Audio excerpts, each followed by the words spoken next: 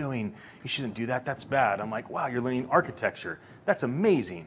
Like, look what you're learning how to do. You're creating whole entire worlds. I always had this dream house. Can we build it over the ocean? And I'm much more inclined to lean in to tech for young people. I'm live.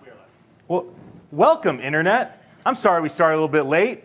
It's hard to pull this type of thing off. So we are here inside DocuSign's headquarters in San Francisco, and you were supposed to see the most amazing, beautiful Bay Bridge right behind us, but it is smoky. It is smoky unlike any time it's ever been. My family's lived here in San Francisco for 10 generations. So my ancestor, Lieutenant Moraga, founded the Presidio in 1776, founded the city of San Jose in 1777. I imagine some of my ancestors have seen smoke like this, but nobody I know has ever seen smoke like this ever. We had a bunch of people coming to this event from DocuSign, and this morning DocuSign sent an email out to their staff saying, don't come to work. Work from home. So obviously we're navigating that. We're so happy to have you join us. We actually are live streaming this at host locations all across the world. So 10 different cities in California, 10 more cities across America, and 15 cities around the world. Some of these folks are live streaming and having networking events very, very late into the night or very early into the morning because they're excited about what I am excited about, and that is the future of voice. And so thank all of you for joining me. Thank you, everybody online, for joining me. I will try to give you some attention. I am grateful for your attention. And if you stay with us, we will inspire you. You will be educated, entertained, and hopefully have a moment of escapism, which is the same for all of you in the room. So today is about the future of voice. Where is voice going? Why does it matter? All these products we have on our phone, over 1 billion people have access to voice as an operating system through the consumer products like Siri and Alexa and Assistant and Bixby and Cortana. There's all the enterprise solutions that IBM Watson is doing and many other enterprise companies. There's all these products, right? The Facebook portal is a product unlike any I've seen so far in the market, or Google is coming out with new products, even without video cameras, just voice and screen alone. And there's all this energy towards security and privacy. Blockchain comes in and says, hey, we can provide more transparency, and there's all these different elements that are constantly emerging in voice. Why does it matter? Well, why it matters is that our culture, humanity, we started off with voice. We didn't have the remote control of our life in our pocket. We didn't have, you ever think to yourself that we went from a hot box that was big and loud with 10 fingers, and somehow the business world got us to go to a little tiny screen with 2 thumbs. And now we're going to be away from devices and back to voice. And of course, the hope is that as soon as possible, we'll have things like augmented reality on our glasses, right? I imagine a future where a pair of glasses like this don't just help me see far and don't just go dark when I'm outside, but that this is the computer of my phone, and that this is the microphone and the speaker and the camera, and that all my glasses, I have augmented reality. So it's not just speaking, but I have that Jarvis-like experience, right? I mean, we started watching Avengers and Iron Man 10 years ago, and you see Tony Stark, right? And you see all the stuff in front of his face. He's talking to Jarvis. Jarvis makes his life way better. Like, I want a Jarvis, right? We tried to find a virtual assistant. Like, no, that wasn't really like Jarvis. That was very different. That wasn't what I was hoping for. But that's what we long for. We long that technology can keep up with our thoughts. That maybe at the speed of speaking, maybe that's the first step toward us having an interaction with tech that allows us to automate our life, allows us to get things done, allows us to accomplish things that we just don't have time for. How often have you walked by something as beautiful as the Bay Bridge or walked on the Embarcadero and you've thought about your mom or you've thought about your niece? And if only you had the time and you weren't in a rush, if you could only speak to your glasses and say, while I walk, take a time lapse of this sunrise right now and send this time lapse to my mom, tell her I love her and that I'm thinking about her. While I walk, zoom in, there's a whale, zoom in on the whale. Take a slow-mo video of the whale coming up right now. You're talking to your glasses, this is what's happening, and you say, send that to my niece and tell her she's my little whale, or whatever it is that you do. That is the future. It's not that far away. And voice is not very sexy. Okay, it just isn't. Like, and especially because we don't have the greatest experience ever, when we use it on our phones and our tablets, it's kind of lacking in the experience, right? But when we start to get more interactive with hardware, when we start to get more interactive with visual things, it will be a very different thing, and it will feel like the tipping point happens in a moment. And that's what we want to talk about today. I'm really here to learn, right? I mean, I'm obviously passionate about voice. It's what I've poured myself into for some time now. And I've built a whole team around seeing the boundaries of what can we do in the voice space. What does voice as an operating system look like? What does voice, where not just the machine is artificial intelligence, machine learning, but what happens when all of the teams that are working on voice, they can deploy artificial intelligence? What happens when we start to actually interact with augmented reality? And how do we drive toward that? And how do we do it collaboratively? You know, some of you in this room might feel like you're sitting next to a competitor. Some of you that are watching might feel like this room is filled with your competitors. Maybe you're here to find something out to use for your company. I would propose to you, there are no competitors in the voice landscape right now. That's like having competitors with email marketing in 1994. It's like having competitors in AdWords in 2001, or competitors on Twitter or YouTube in 2007. It just simply is not a reality. It's a fabric of your imagination. You are collaborators. You are here to complement one another, not to compete against each other, because a rising tide will raise all ships. It is far too early to go to war with each other. This is the time to do informal and formal partnerships. This is the time to license each other's technology. This is the time to encourage one another, to consult for one another, to refer one another to your network, because as we grow the voice industry, it's not just good for your bottom line or your top line revenue, it's good for your grandchildren and their grandchildren to come. Because this is humanity's best chance to interact with technology unless we can figure out a way to wire tech with our brain. Then we have to ask ourselves, do people really want that? I don't know. But I certainly know that people like to talk. I'm one of the favorite talkers. I love to talk, right? That's one reason why I have a microphone. But I'm not here to talk to you the whole time. I promise I'm about ready to bring up somebody else that has a voice, and I'm here to learn. So let me lay out the day for all of you. And again, for those that are tuning online, let me just say thank you so much for your attention. And we are here to educate you, inspire you, give you, hopefully, a sense of escapism that you can forget all your worries just for a few hours as we enjoy this time. So let me set the agenda for you. For those that are in the room, you can go behind the cameras to grab coffee and drinks and use the restroom back there. And for those on the camera, I don't really even care what you're doing. You can be hanging out in your bathrobe for all I care. And the other thing is the agenda's been adjusted a bit. And partially that's because I want to be sensitive to the number of people that signed up online. I could have never fathomed that we'd have about 1,000 people sign up for the live stream. Like, I just was hoping I'd maybe get a couple people in each area. I didn't expect so many people to be like, I want to host a networking event. I want to live stream this. This is amazing. This is my world. This is my business.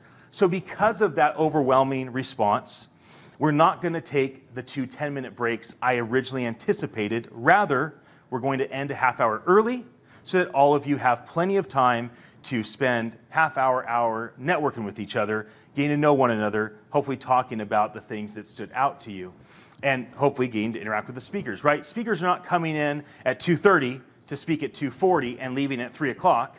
Speakers are sitting next to you. They're standing next to me. Like, they're here, they're available, they want to interact and get to know you. So let me lay out the agenda. My CEO at my company, Alex Farr, a friend, and to many, a hero, what he's already accomplished in tech and what he hopes to accomplish with our team. He will be our first keynote speaker. And he and I are going to sit down very informally and have a conversation. He does not know the questions I'm going to ask. I do not know the questions I'm going to ask. That's just how I roll. I don't have a script. I have no idea what I'm about to say. This is very exciting for me. It's like jumping out of an airplane. I don't know what's going to happen. But I think that's fun, right? It's organic. This is natural. I'm not here to put on a show to you or to perform for you. I'm here to keep you engaged and to create this environment. Next, I will have people come up for about an average of 4 minutes each to sit down with me as well. One difference with Alex is he will have more time so that he can really get into the pocket and feel the room and start to really declare what is on his heart as well as having time for question and answer. Now, if the crowd does not ask questions, I will find creative ways to encourage you to do so. I'm fairly effective with that. So, when that is done, we will have many short segments, and throughout that time, you are welcome to raise your hand or throw something at me or take your phone and turn your light on and blind me and get my attention so we can take questions throughout the time. As we get toward a close, my friend Eric from Microsoft, who works on some very exciting tech with the Cortana team and their global innovation department, will be doing the final keynote with us. I'm very grateful that he was able to take the time to come, because the enterprise developments that they're doing with his team is the future. It's the stuff that we're dreaming about 18 months out that's already happening right now. So that's the agenda for today. Before I bring Alex up, does anybody have any initial questions for me? Well, I'm so glad to have you here. For those that are online, we are live streaming to so many pages, I don't even know the number. The main page, for those that don't know, is facebook.com/WMVAI. WMVAI. And that is the Facebook page. On there, if you want to send that to people, you can. We will be fielding questions from that audience. If you don't really want to raise your hand, stand up, ask a question, stand out, no big deal.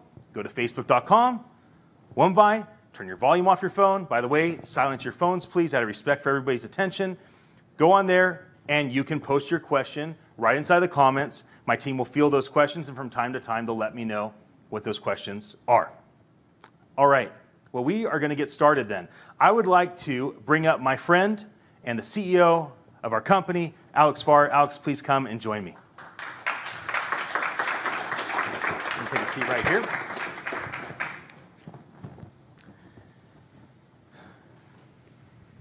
So Alex, please introduce yourself.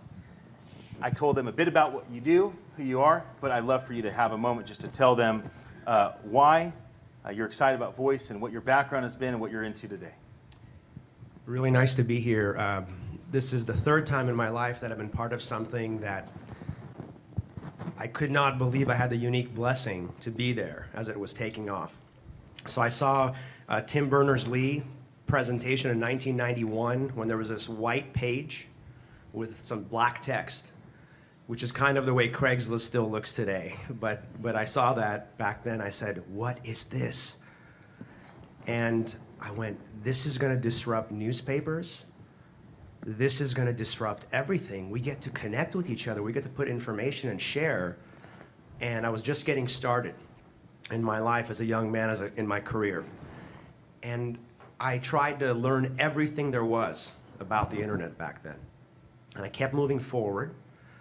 And in 1993, 1994, 1995, 1996, it just started going this way. And everybody got on board. And maybe some of you got on board. And you saw what was happening, and it was really exciting. And as this internet grew, it created a lot of opportunity, jobs, wealth for investors and everybody else involved. But what it really did was keep things really relevant and exciting. And then Apple decided to disrupt PCs and laptops and those type of devices and enabled true mobile computing. And this conversation, again, was starting to happen around 2005, 2006. And I got some rumors about it, and I started looking into it, and I said, I can't believe this is happening again. And obviously, 2008, when the App Store was live, ever since then, I remember, I believe in 2 weeks, over 10 million apps were downloaded. That's amazing. On the App Store. And I said, I cannot believe I'm going through this again. So 2014, I heard about voice devices being live. And I said, I cannot believe this is happening again. And what I noticed with voice that's really exciting is finally we get to have a conversation with our computers, with our devices, and soon with the thin air. I'm not going to sit here and pontificate about what that device is going to be. or what that entity is going to be. But the opportunity for all of you listening to this, if you're entrepreneurs, if you're engineers, if you're at a big company looking to spearhead a division within that company and champion that within your company, this is it, guys. This is the third time it's happening in my lifetime. And voice is the bridge. It's point A to point B. A is something you want. You want a service, you want a product, you want information. Could be as mundane as the telephone number for your favorite restaurant, or it could be the tensile strength of steel because you're an architect and you're building a high-rise. And you need to understand exactly what type of steel you need from which manufacturer, from which country. You might have a list of 20 different things you're asking your computer. My CSO, Rob Leuenberger, and I were talking right before I got up here. And he gave me a really nice case study. He goes, right now, if you were planning your vacation, you'd have to get online and find out if that hotel has child beds or cribs, or if it's in a noisy part of town, or if it's in a safe part of town, or what it's next to. You might spend an hour and a half looking for that hotel. And while the websites are real pretty and informative, it takes you a long, long time. So you have experts, domain experts you go to. You read all these reviews. And again, an hour and a half later, you may or may not have the hotel of your choice. Imagine getting that information in 30 seconds. What if there was a software out there that could go from point A to point B and get you exactly what you needed? That software probably is going to be built by the big boys. It's not going to be built by a nimble startup. Right. But what we're doing, and what's really exciting, and what the people that I've shared our presentations with are really jumping up and down over, is we're enabling every single person who owns a website. It's about 1.8 billion websites out there. Several 100,000 belong to enterprise. Right. Several million belong to small businesses. Several billion, or a couple billion, are personal blogs and personal pages. But what's exciting for enterprise and small business and organizations, universities, large nonprofits or small, is they need to be on voice devices. Because if you're not on a voice device, your content, it doesn't exist. Right. So if it doesn't exist, you don't exist. Right. And that's a problem. Gartner came out and said roughly about 30% of all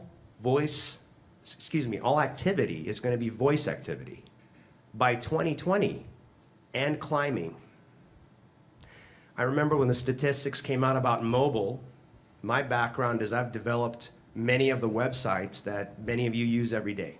My team and I of engineers, that's what we did for over 20 years. And we were sent into startups, big companies.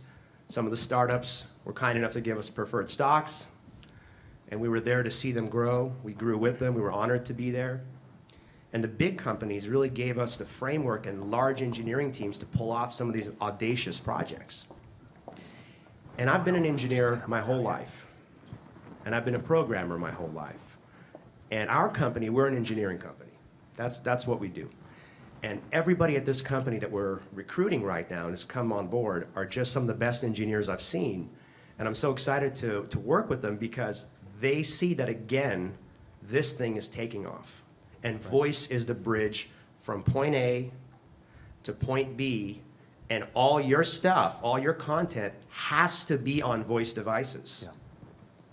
It's not a choice. Right. Because just like mobile statistics started 5% people on mobile, 10%, now over 75% of web traffic is mobile traffic. We're not here to make predictions, but right off the bat, we have a very credible source telling us 30% in by 2020. I anticipate that to climb. I anticipate that to be disrupting all voice computing. Computing is going to be voice computing. Period. And if you're a startup or you're an investor or you're out there thinking about, well, what's in it for you? What's in it for me? How do I benefit from this? If you're an investor, pay attention to the decks that are going to be sent to you by these companies. Yeah. Because it's like the internet in 1993 or 1994. And it's like mobile space in 2007, 2008. There are unbelievable amounts of opportunity. And what we're interested in is to be the default software that helps anyone, anywhere, any language, get their technology, get their content, get their benefit statement from point A to point B. Yeah. So their customers and users can find it in a second. So that hotel you were looking for, you can find it in 2 seconds instead of an hour and a half.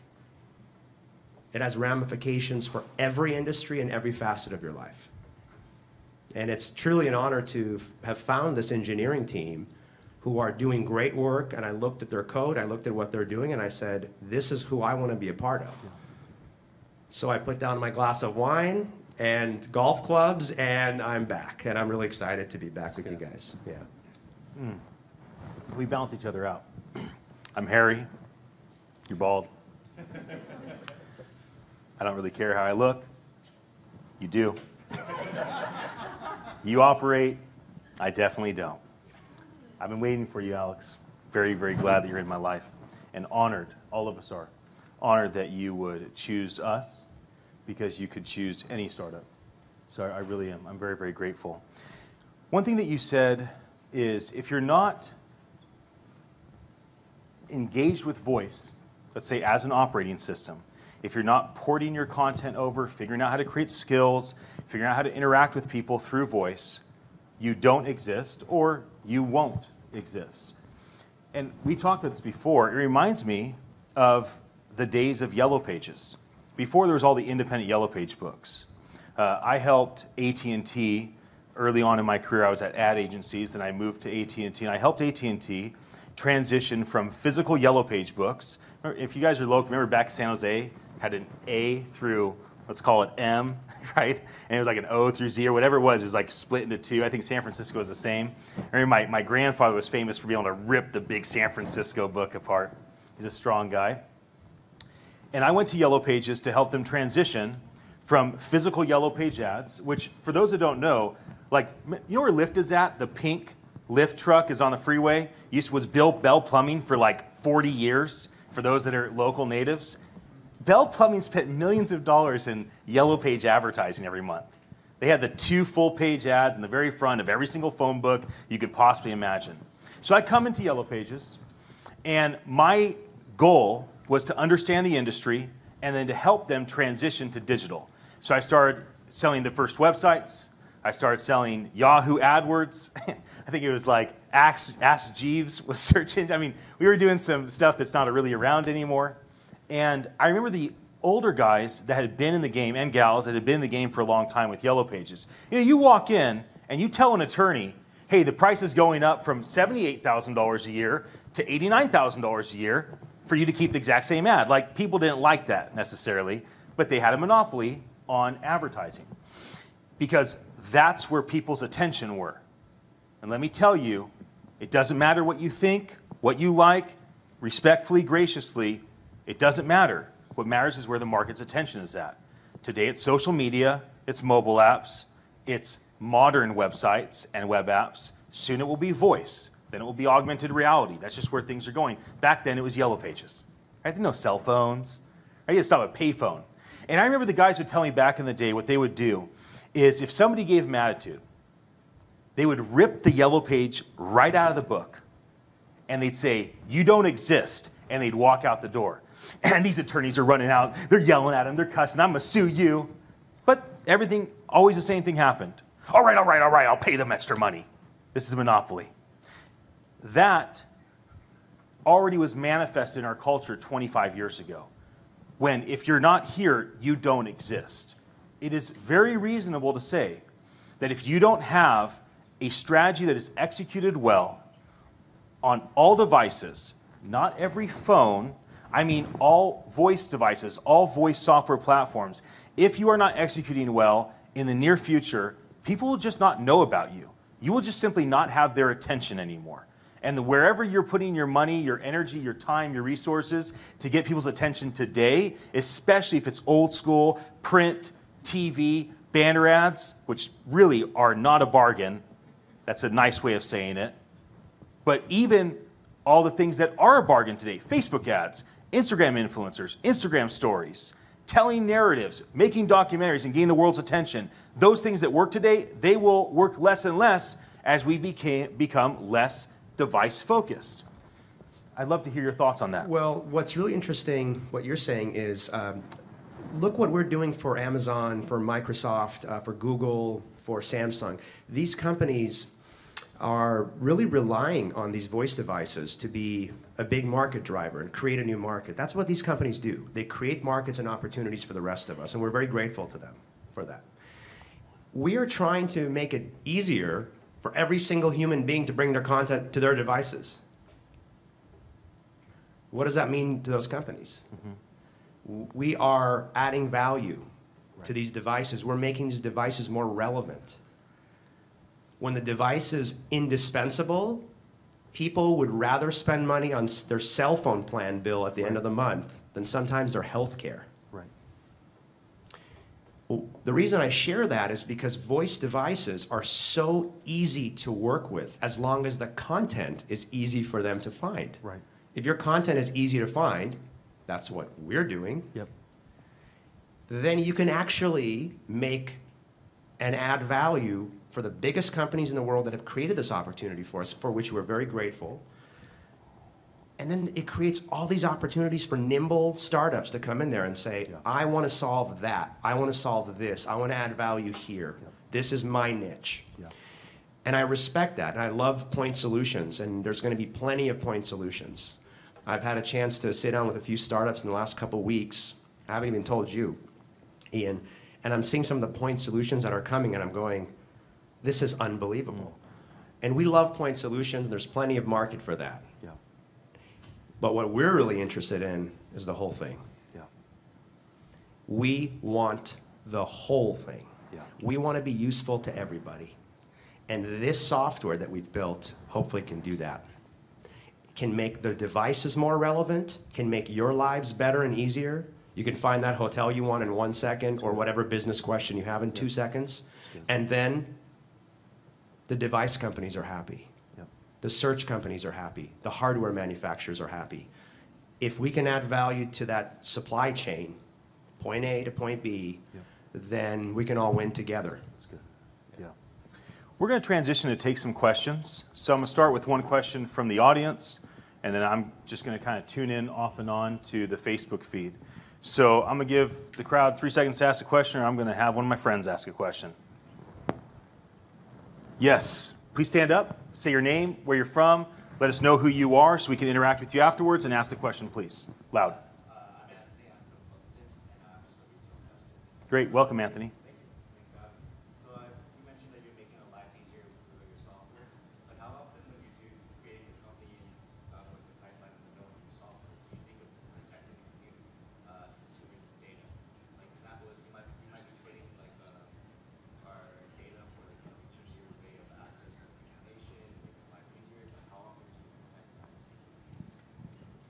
It's a great question. 2 nights ago, Sorry, could you reiterate his question? Sure. Thank you so much. The question was, as we're building this software that brings things from point A to point B and makes everyone's lives easier, are we trading off for privacy and data management and the consumer's identity? And are we just throwing them at the wind and forgetting about them while we're on this big mission? It's really interesting you asked that, because 2 nights ago I attended a talk in San Francisco, and for me it was a really illuminating talk. I knew the gentleman that had come, and I'm going to be bringing him to our company to talk as well. There is a movement about humane technology and ethical technology. And this was spearheaded by many companies, but one company recently that really took serious note here and actually hired a chief evangelist just for this was Google. And they're coming out, and they have all of our data, or many people's data, so they have a tremendous amount of power. What we're doing is not in any way intrusive in your lives. So while that question I really honor and respect, what we're doing is actually outside of that. We are trying to bring public domain information that's readily available on your existing websites that you've chosen to share with the whole world about your business and about your industry. And if you're a nonprofit or you're a university or you're an organization that's not in business, you already have those things online. Yeah. All our software does is help people find it. So there is no personal privacy issues with us, similar to some of the examples that I gave. Those people have deep information about you and your personal lives. We're just trying to make your website be searchable by the 50 million voice devices that have already been sold and the billion that will be sold. Yeah. And those things you're already sharing with the world now. That's good.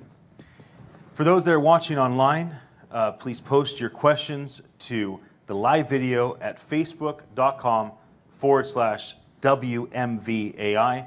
I'm getting lots of hearts and cute little emojis, which I deeply appreciate. Thank you for your encouragement. I'm glad you're there.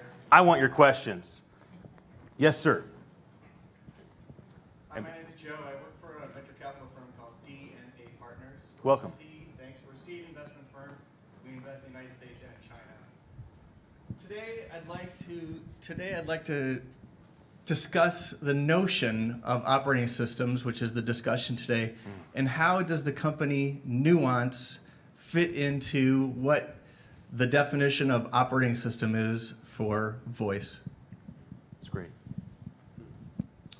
I've known of Nuance for a long time, and they're good friends of mine. And I remember their first iteration of the software when it was a software. And I looked at this and I went, this is incredible. This is fantastic. And they were incredibly helpful. And obviously, as they've grown in their patents and their numerous achievements that they have had in the industry, they were pioneers. They are pioneers. For us, Voice OS, you're the OS. We're not trying to be a name that gets in front of you and the information you need. We're not a paywall. We are going to enterprise. We are going directly to businesses and organizations who are so hungry for what we have, which is, can you help me automatically get my stuff onto these voice devices without me spending millions of dollars again? I just did this for my app. I just did this 5 years ago. Now you want me to do it again? So the OS is the ease. We are not a paywall. We are not getting in your way. What Nuance has done so well was taken by Google and infinitely multiplied.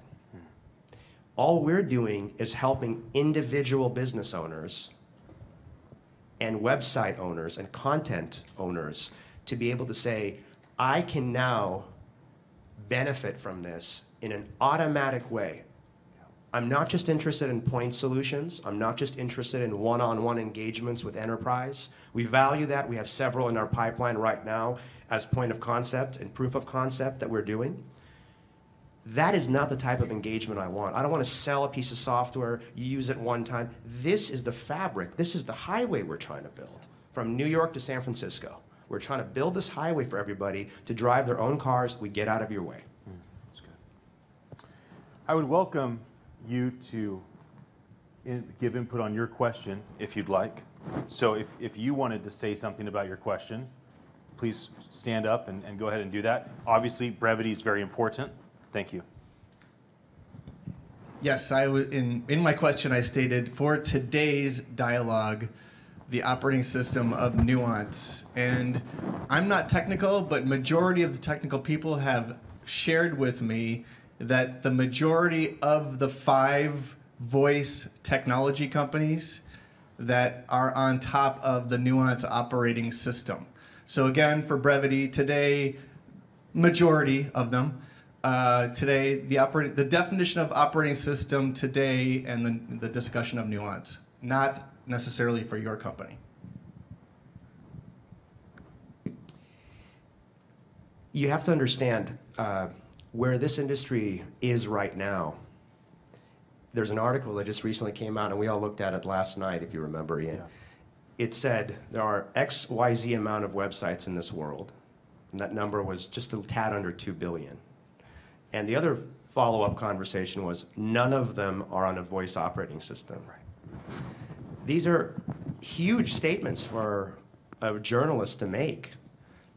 Enterprise does have some voice strategy. They want to do voice chats and voice bots within buying experiences. So to your question, there are some point solutions that are benefiting from a relationship with that entity. But most people in this room, ask yourself, if you wanted to get questions answered, enterprise isn't there. You still have to spend a tremendous amount of time researching and being your own person, your own research analyst. You have to go find all this stuff. The voice OS for us is taking your content and making it useful, not just building upon somebody else's framework, which is what they're doing. Yeah. For us, it's how do we make your content more searchable? The schema that we're building is going to be so of use to Google and all these other companies, because we get to actually talk to them directly. You, through our software, get to talk directly, and it's not an enterprise relationship. A mom and pop could do this just like that. Yeah, that's good. Automatically. Totally different than what they're doing. That's great. Yes, sir. Please stand up, state your name, remind us where you're from. Sure. Roger Kibbe. And we're going to bring you a microphone, actually, so the internet can hear you. Hi, Roger Kibbe from Walnut Creek, California, and I do independent consulting around voice. And I'm wondering what you do with I'll call it the content problem. So let's say I'm a retailer, and I have this beautifully crafted 2 to 3 paragraph description of the product. You know, if I just take that description and put it on and use it for voice, it's going to drone on and on and on. And so there's this real content problem where what's been for the written word can be long. Voice needs to be short and That's good. And to the point. Yeah. Yeah. Yeah, that's the fabric of our company. So, in fact, not too long ago, we had this discussion internally, and one of the gentlemen that works with us, Ryan, he said to me, he goes, what we're doing is essentially doing the Twitter model. We're enabling businesses in a few characters or less to be able to communicate with their customers. Mm-hmm. Yeah. So this droning on and on and on and on. I built websites. I remember in the 90s, people would send me 20 pages to build, and I'd be sitting there going, sir, no one's going to read this. Right. And he's like, do you want to cash my check? Right. And I said, right. I will put 20 pages on your website. Yeah, that's right. So, and eventually it became 600, right. 1,000. Yeah. You know, and certainly a company like Samsung needs to put all their owner's manuals and technical data. I get that, and that's there. Yeah. But what we're doing as a society is our attention span is getting less and less and less and less and less and less. Yeah. It's not going to magically go more. So what we're doing is our schema and software enables exactly what you said. It creates a framework, and I can't go too deeply into it, right? Give us a little bit of secret sauce. Right. But what we enable you to do as a business or as an organization is to be able to Twitter this. Mm-hmm. Just the information that's relevant. Yeah. For some businesses, it's going to be a little bit longer than 140 characters, right? We don't put a number on it, but I'm using that as an analogy for Twitter that everybody can understand. Yeah. But we extract the best part of your website automatically. We know exactly what to take. Our artificial intelligence is that smart. I cannot believe it. I wish I had this tool 20 years ago. Yeah. I could have done it really quickly and multiplied and scaled and had a much bigger business than I did back then. Yeah. But the time wasn't right. Yeah. Now it is. I'll add something to that. You know, in 1997, I got my first job at an ad agency. Basically, we created one of the first content management systems. So it was Dreamweaver was the big heavy hitter, and we were going after them. At Gray Zone, we had 60 employees. And the first achievement I made when I had a chance to go engage with clients was to sell a website. So I sold a website to a semiconductor company for $316,000. I was 17 years old. And I remember that moment, I'm like, this is definitely what I should do to make a living. This is great. People can give us that much money to build a website. This is amazing. Today, Wix has 100 million websites. We never could have fathomed that in a 21-year time span, we'd go from charging, we being the industry experts, the specialists, the strategists, the salespeople, the developers, the dreamers, the visionaries trying to push forth the future. We never could have fathomed that we'd go from selling a website for several $100,000 to a better version of that being free and working on every device. We never could have fathomed that. Well, my proposal to all of you, and again, thank you for those that are tuned in online. We're grateful for your attention, and we hope that you're enjoying this time with us here. We never could have imagined that in 21 years we'd have that happen. My proposal to you is that it will be in a matter of seasons, not decades, that we will see things radically shift. Now, not because voice is new. We all know voice was around back in 1997. Something very similar to what exists today. The difference is the machine learning that's available to consumers, that's a big difference. But this stuff is accelerating at a rapid pace, and a lot of what we're talking about and dreaming about may seem far off, but it's very, very close to a tipping point. Let me ask all of you a question as we're getting closer to wrapping up and transitioning to my friend Garrett, who is the co-founder of Limelight Health. He's going to come up and share some cool stuff with us about voice, but first he's going to sing us a song and serenade us, which will be wonderful. But let me ask all of you a question, and maybe we can just see by a raise of hands. First of all, who has an arm? Raise your hand. All right, so that's a good start, So I got about half the room to raise their hand. So now I know kind of who's hesitant. What are you most excited about? If it's the consumer application for voice, your personal experience, then raise your hand. If it's the business application, leave your hand down. Raise your hand if you're most excited about your experience, your kids, your grandkids, your parents, the consumer experience with voice. Raise your hand. Okay, so let's assume some of you are shy, less than half the room still. That's very interesting. So for those that are developers online, this crowd right here, they're interested in business applications. That's very important for us to take notice of. I'd like to take another question from the crowd. We're about out of time for questions, so please be assertive and stand up, and we'll bring you a microphone. Yes, sir, please stand up, bring you a microphone, tell us who you are, where you're from. Hi there, my name is Kevin. I'm from San Diego, California, and I'm a UI UX designer. My question is about voice design. It's a brand new field, basically, and a lot of people are entering it. And from my understanding, one of the biggest points of entering the field is people aren't convinced that there's going to be a, like, how are we describing it earlier? There was a, there's the personality behind voice is off-putting to people because there are privacy concerns. There are, you know, like an ominous God feature to it where you don't want to give it all your questions and give it all, you know, have them give you your answers. I guess my question really is, like, what's the future of voice design, and what's the future of people warming up to the idea of communicating to a robot in your guys' perspective? Does that make sense? It does. We're already communicating with robots. I'm a UI guy too, so that's how I got my start. Yeah. And I still do. I'm involved with every aspect of UI because it's just my love, and I love doing it.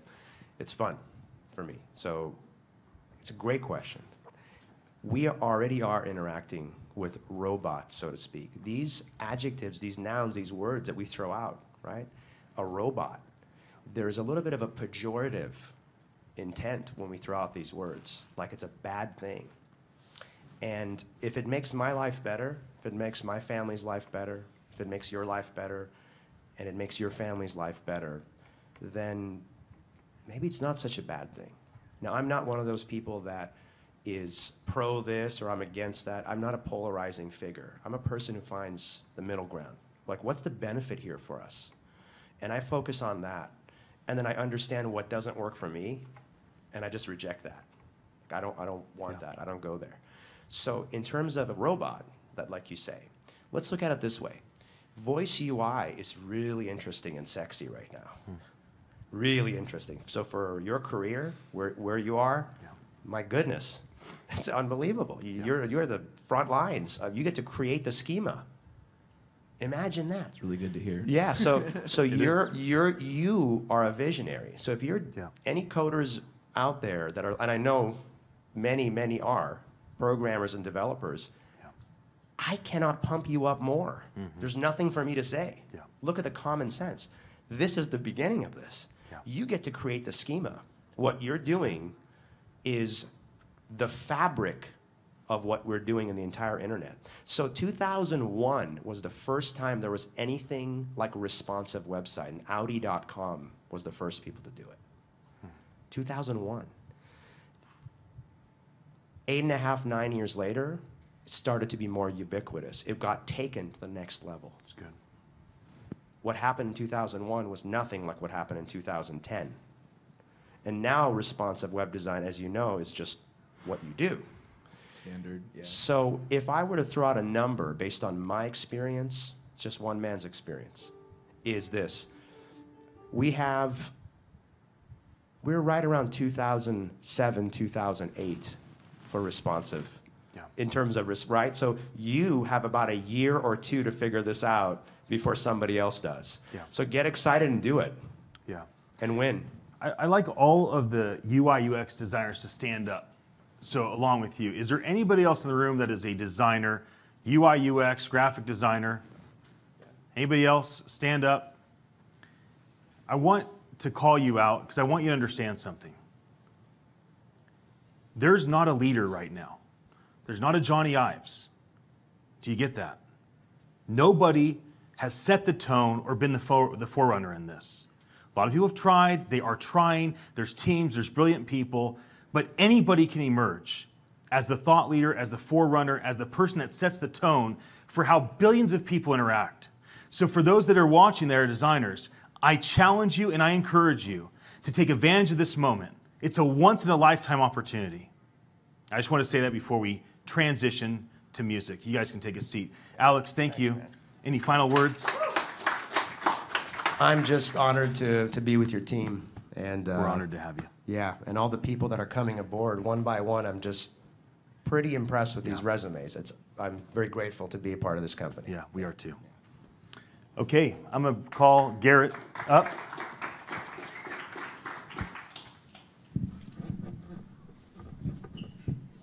Share that voice. Thank you for coming.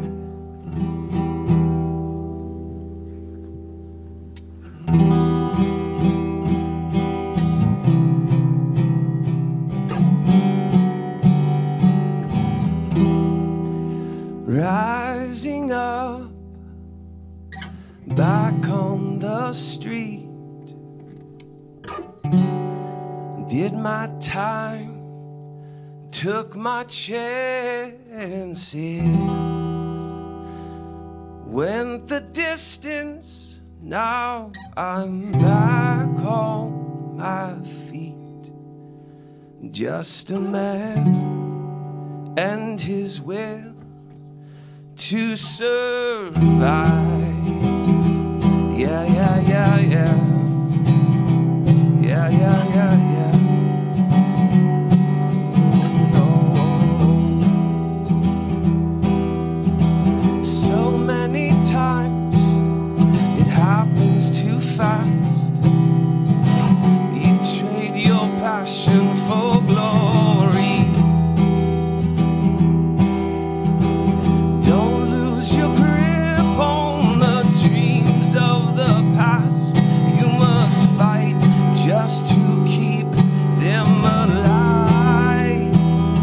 It's the eye of the tiger. It's the thrill of the fight. Rising up to the challenge of our rival. And the last known survivor stalks his prey in the night, and he's watching us all with the eye.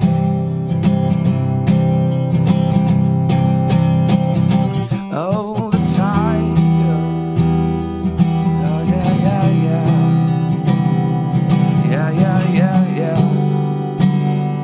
Yeah, yeah, yeah, yeah, yeah, yeah. Face to face, out in the heat.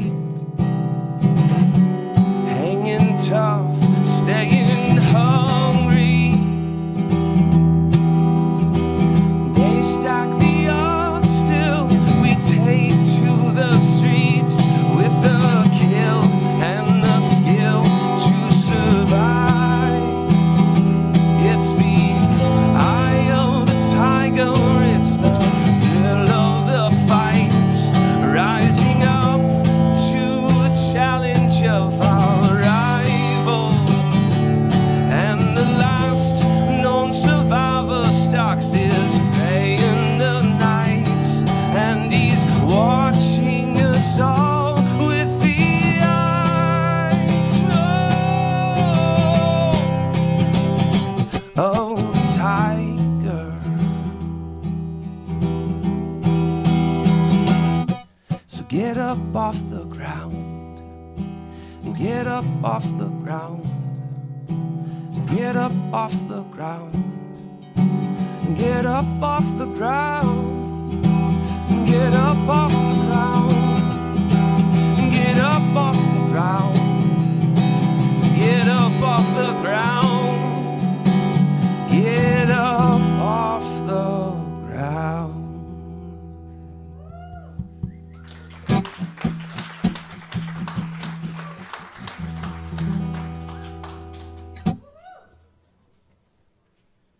So much, Garrett. Why don't you come take a seat with me? Yeah, I'll grab the mic for you. Yeah, we should take it out of the way. Here you go. Thank you for singing for us. You joined me for the future of Shasta, which was all about our shared passion for Shasta County and the city of Redding. That's where we had met, was in Redding at a startup weekend where I worked with about almost a dozen people, many of whom are here today, and was able to work with them to launch what is now the company Wumvi, which Alex is now our CEO, which is wonderful for me. So we got to meet, and you are the co-founder of Limelight Health. And one of the things we talked about when we first met a year ago, we talked about many things. Kids, we both have boys, so that was fun. And we also talked about voice, because your company was already going after voice early on. So why don't you tell us a bit about voice, your perspective? I think you want to show us a little tech demo, and the floor is yours. You got my full attention. Great. Thanks, Ian. Yeah. Appreciate being here. So I'm in the exciting insurance space, group insurance, InsurTech. So I think they're longing for a stream in the desert of technology to help them. So when we talk about voice, for me, it's very much still an aspirational. We're talking about just getting out of paper to at least technology getting in the cloud. Yep. So we've got steps for the insurance industry, which is we're a B2B SaaS platform to automate sales and underwriting for group insurance carriers, medical, dental, vision, life, disability. So I'm excited with where I believe voice can play a part in that. Yeah. Underwriters, right? They sit in numbers to figure out how to price business, and technology is a way to free people from a lot of the manual processes. So voice, imagine a world where underwriters and actuaries and sales reps and distribution partners could speak to their platform to get valuable data to make good decisions.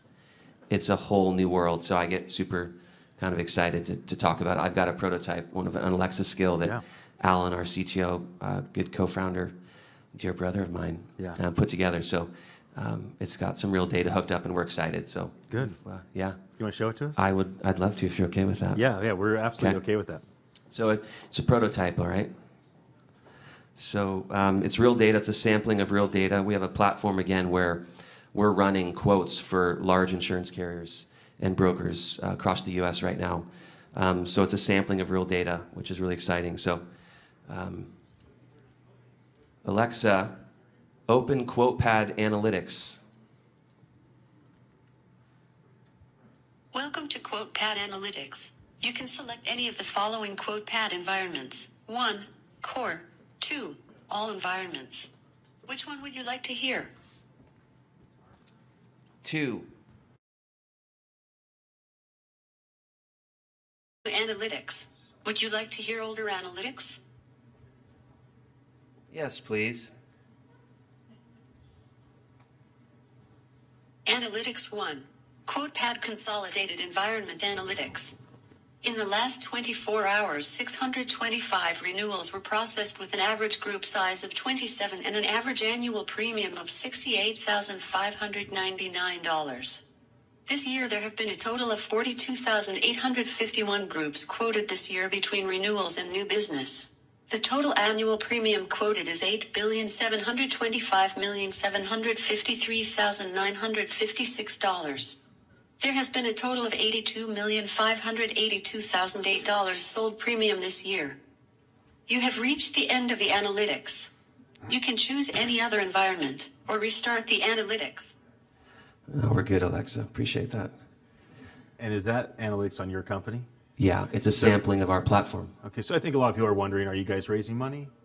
We're actually... I'm just playing. You're talking billions of dollars. We're closing a C round, actually, Yeah, the there you next go. few weeks. So we're oversubscribed, but if you'd like to join, feel welcome to talk to me after. Good, good, good. Let's talk a bit about voice. We both have children. We both talk a lot about heritage and legacy. That's a big thing that we've really bonded on.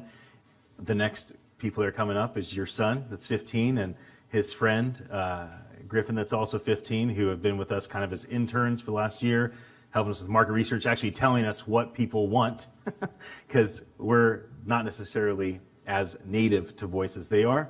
Let's talk a bit about legacy. What are you hoping to see voice do for your children, their children? Let's kind of stay in that range the next couple decades.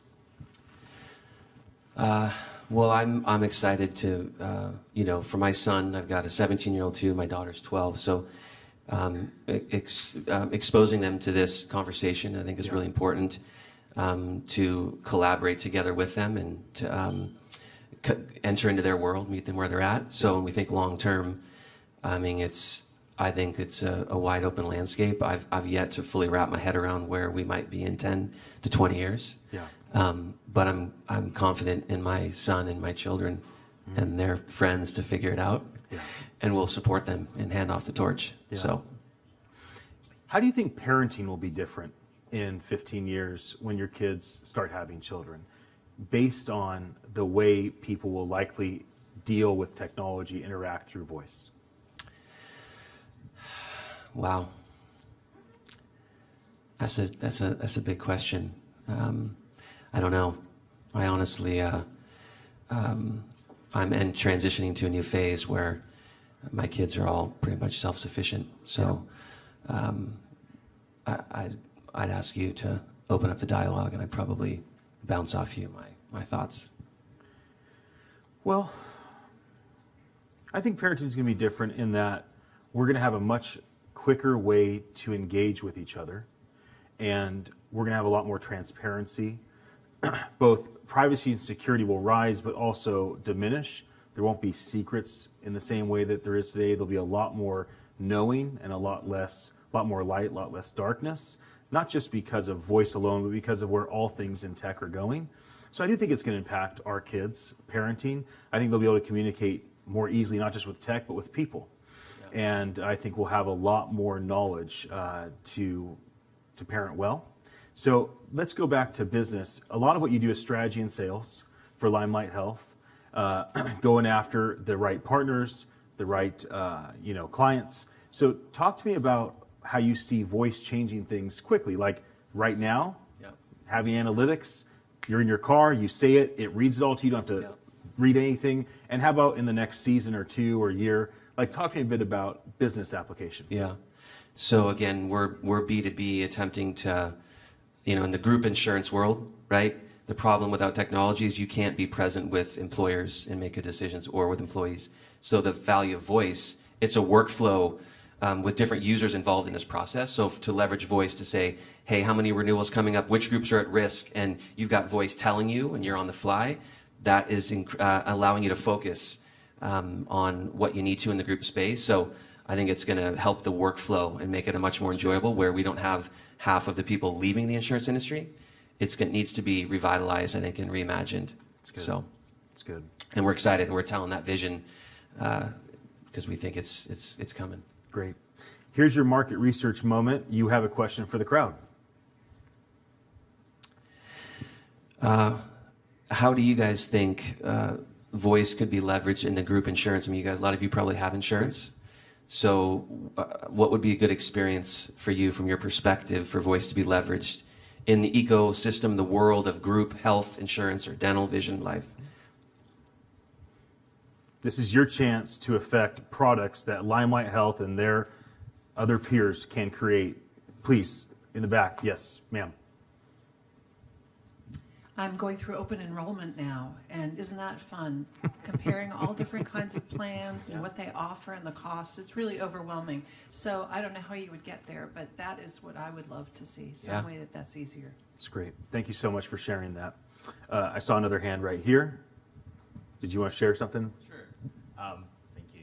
Let's say you're already enrolled in the plan, and you want to find a doctor who takes your insurance.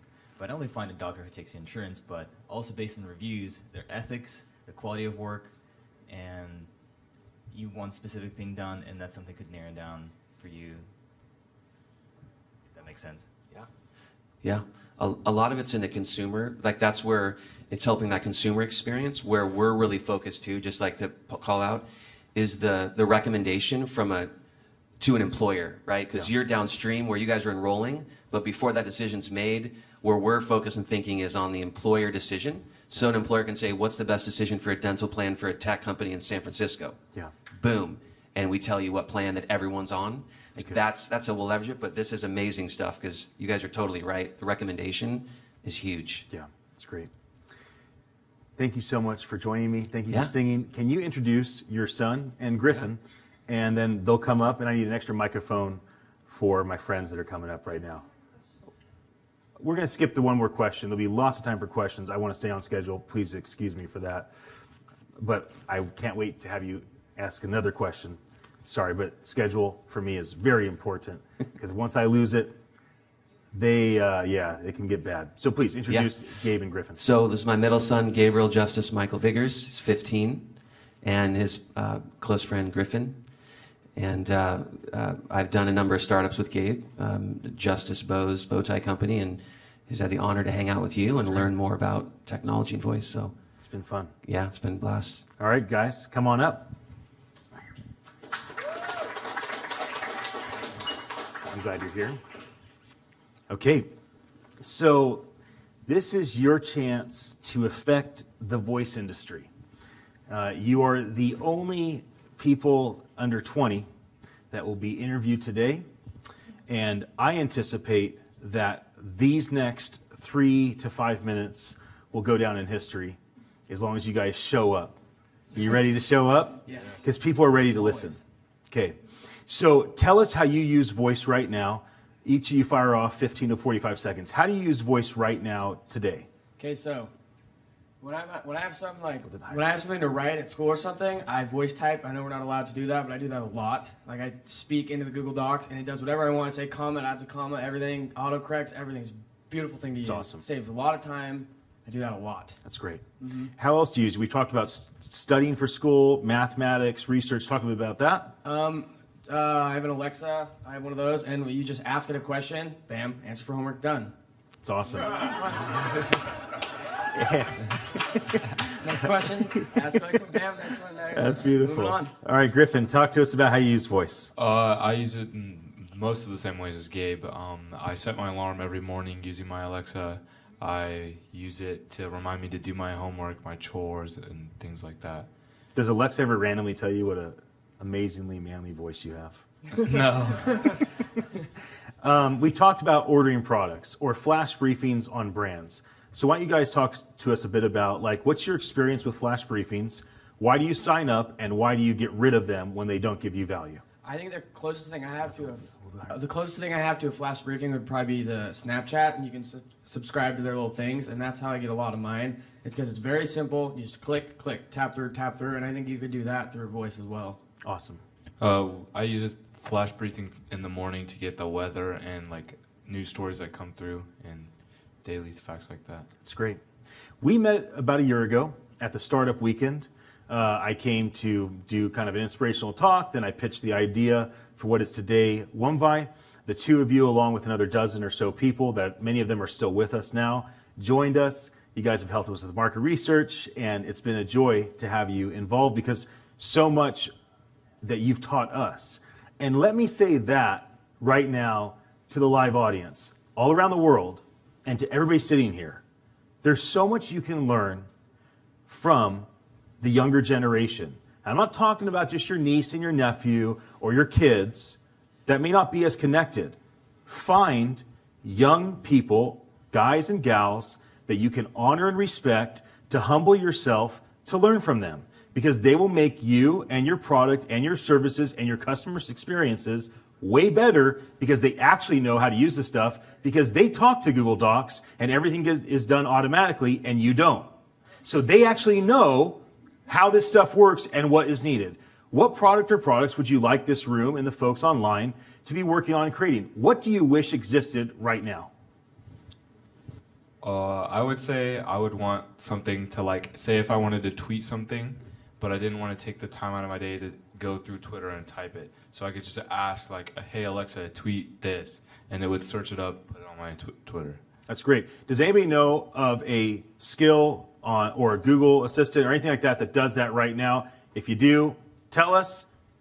Yes? Yeah, you can do an IFTD button with Google Assistant, or Siri shortcut can do that. You can just tweet. You can even speak if your voice gets translated into dictation, and then you can automatically tweet. And in fact, you can post across multiple social channels at one time. It's great. So for those that could not hear your voice, let me just reiterate. What you can do is create a Siri shortcut, or Google Assistant has their own shortcut thing. It's applet. And then there's the if this then that setup. Right. So there are ways to hack it right now. The question is Twitter going to create that? Regardless, does somebody have the ability just to hack together a system where it's very simple, and you have it in your thing, you say, hey Siri, do this. So that's one thing. How about you? Anything that you'd like to have exist that you're waiting for somebody to create? I like what he was saying, but then maybe something, if I set reminders on my phone, but if you could verbally set, I know you can just, like, hey Siri, set a reminder, but a lot of the times I would get mixed up between AM and PM, and then it'll remind me at 2 a.m. to do my homework. I don't want to do my homework at 2 a.m. I'm sleeping. Like, cause that just doesn't go through my brain when I do that kind of stuff. Like, awesome. Yeah. Awesome. Does anybody have a question? You got to stand up right now and ask. Okay, stand up right now. Ask the question quickly, because we are going to transition to the next person. Although I could talk with you guys for hours. Go ahead. Say it real loud. How's it going? Another UI question, I guess. How do you guys feel about talking to Alexa at Google Home? Is it like kind of at your level of like complexion, or is it like, because I've heard from people that Alexa and Google Home sound like too far off, too different from their vernacular. So how does that relate to you guys and your friends? Let me reiterate it. So how do you feel talking to voice operating system devices, whether it's Alexa or Assistant? How does it feel for you right now? Go ahead. Honestly, it's pretty comfortable, because like they get what I'm saying, and so if I say like play a certain song, it will play that song that I need. If I need to set an alarm, a reminder, put something on my calendar, it will get that done for me. But a lot of kids, they don't like to use it because they just don't want to take, well, that's lazy, but they don't want to take the time out of their day to say, oh, hey Alexa, please do this or that or that. But when we've been working on with an Alexa, it's been a lot more comfortable. That's great. You want to answer that question before we wrap up? I have to say, yeah, it's pretty comfortable. I don't think the vernacular is that different. I understand it well. It says whatever it says back when it understands whatever I do. I don't think, like, if it would be better if it was like a real human voice, but other than that, it's nice. Great. I know that more have questions, but I have to transition to the next person. We'll have lots of time for questions. I would encourage those in this room to do a couple of things. One, I encourage you to grab Gabe and or Griffin and to engage with them, because you can learn more from them than most anybody else in this room, and more than most young people, because they've been with us for a year. Right? So they're not just random kids that use the tool. They're part of our team. They understand what we're doing, where we're driving, and they have a totally different worldview and framework by which we're going toward. You can learn a lot. Second, I would encourage you to, engage with them in their world. Like, let them do an Instagram story with you. Let them do a Snapchat story with you. Let them engage with you in the way that they engage with the world, and come and see what's it like for them, not just with voice devices, but with communication, because that's where we're going. You're setting the tone, and I am very, very grateful that we get to run together. Thanks for joining me, and I'd like to call up Whitney as our next guest.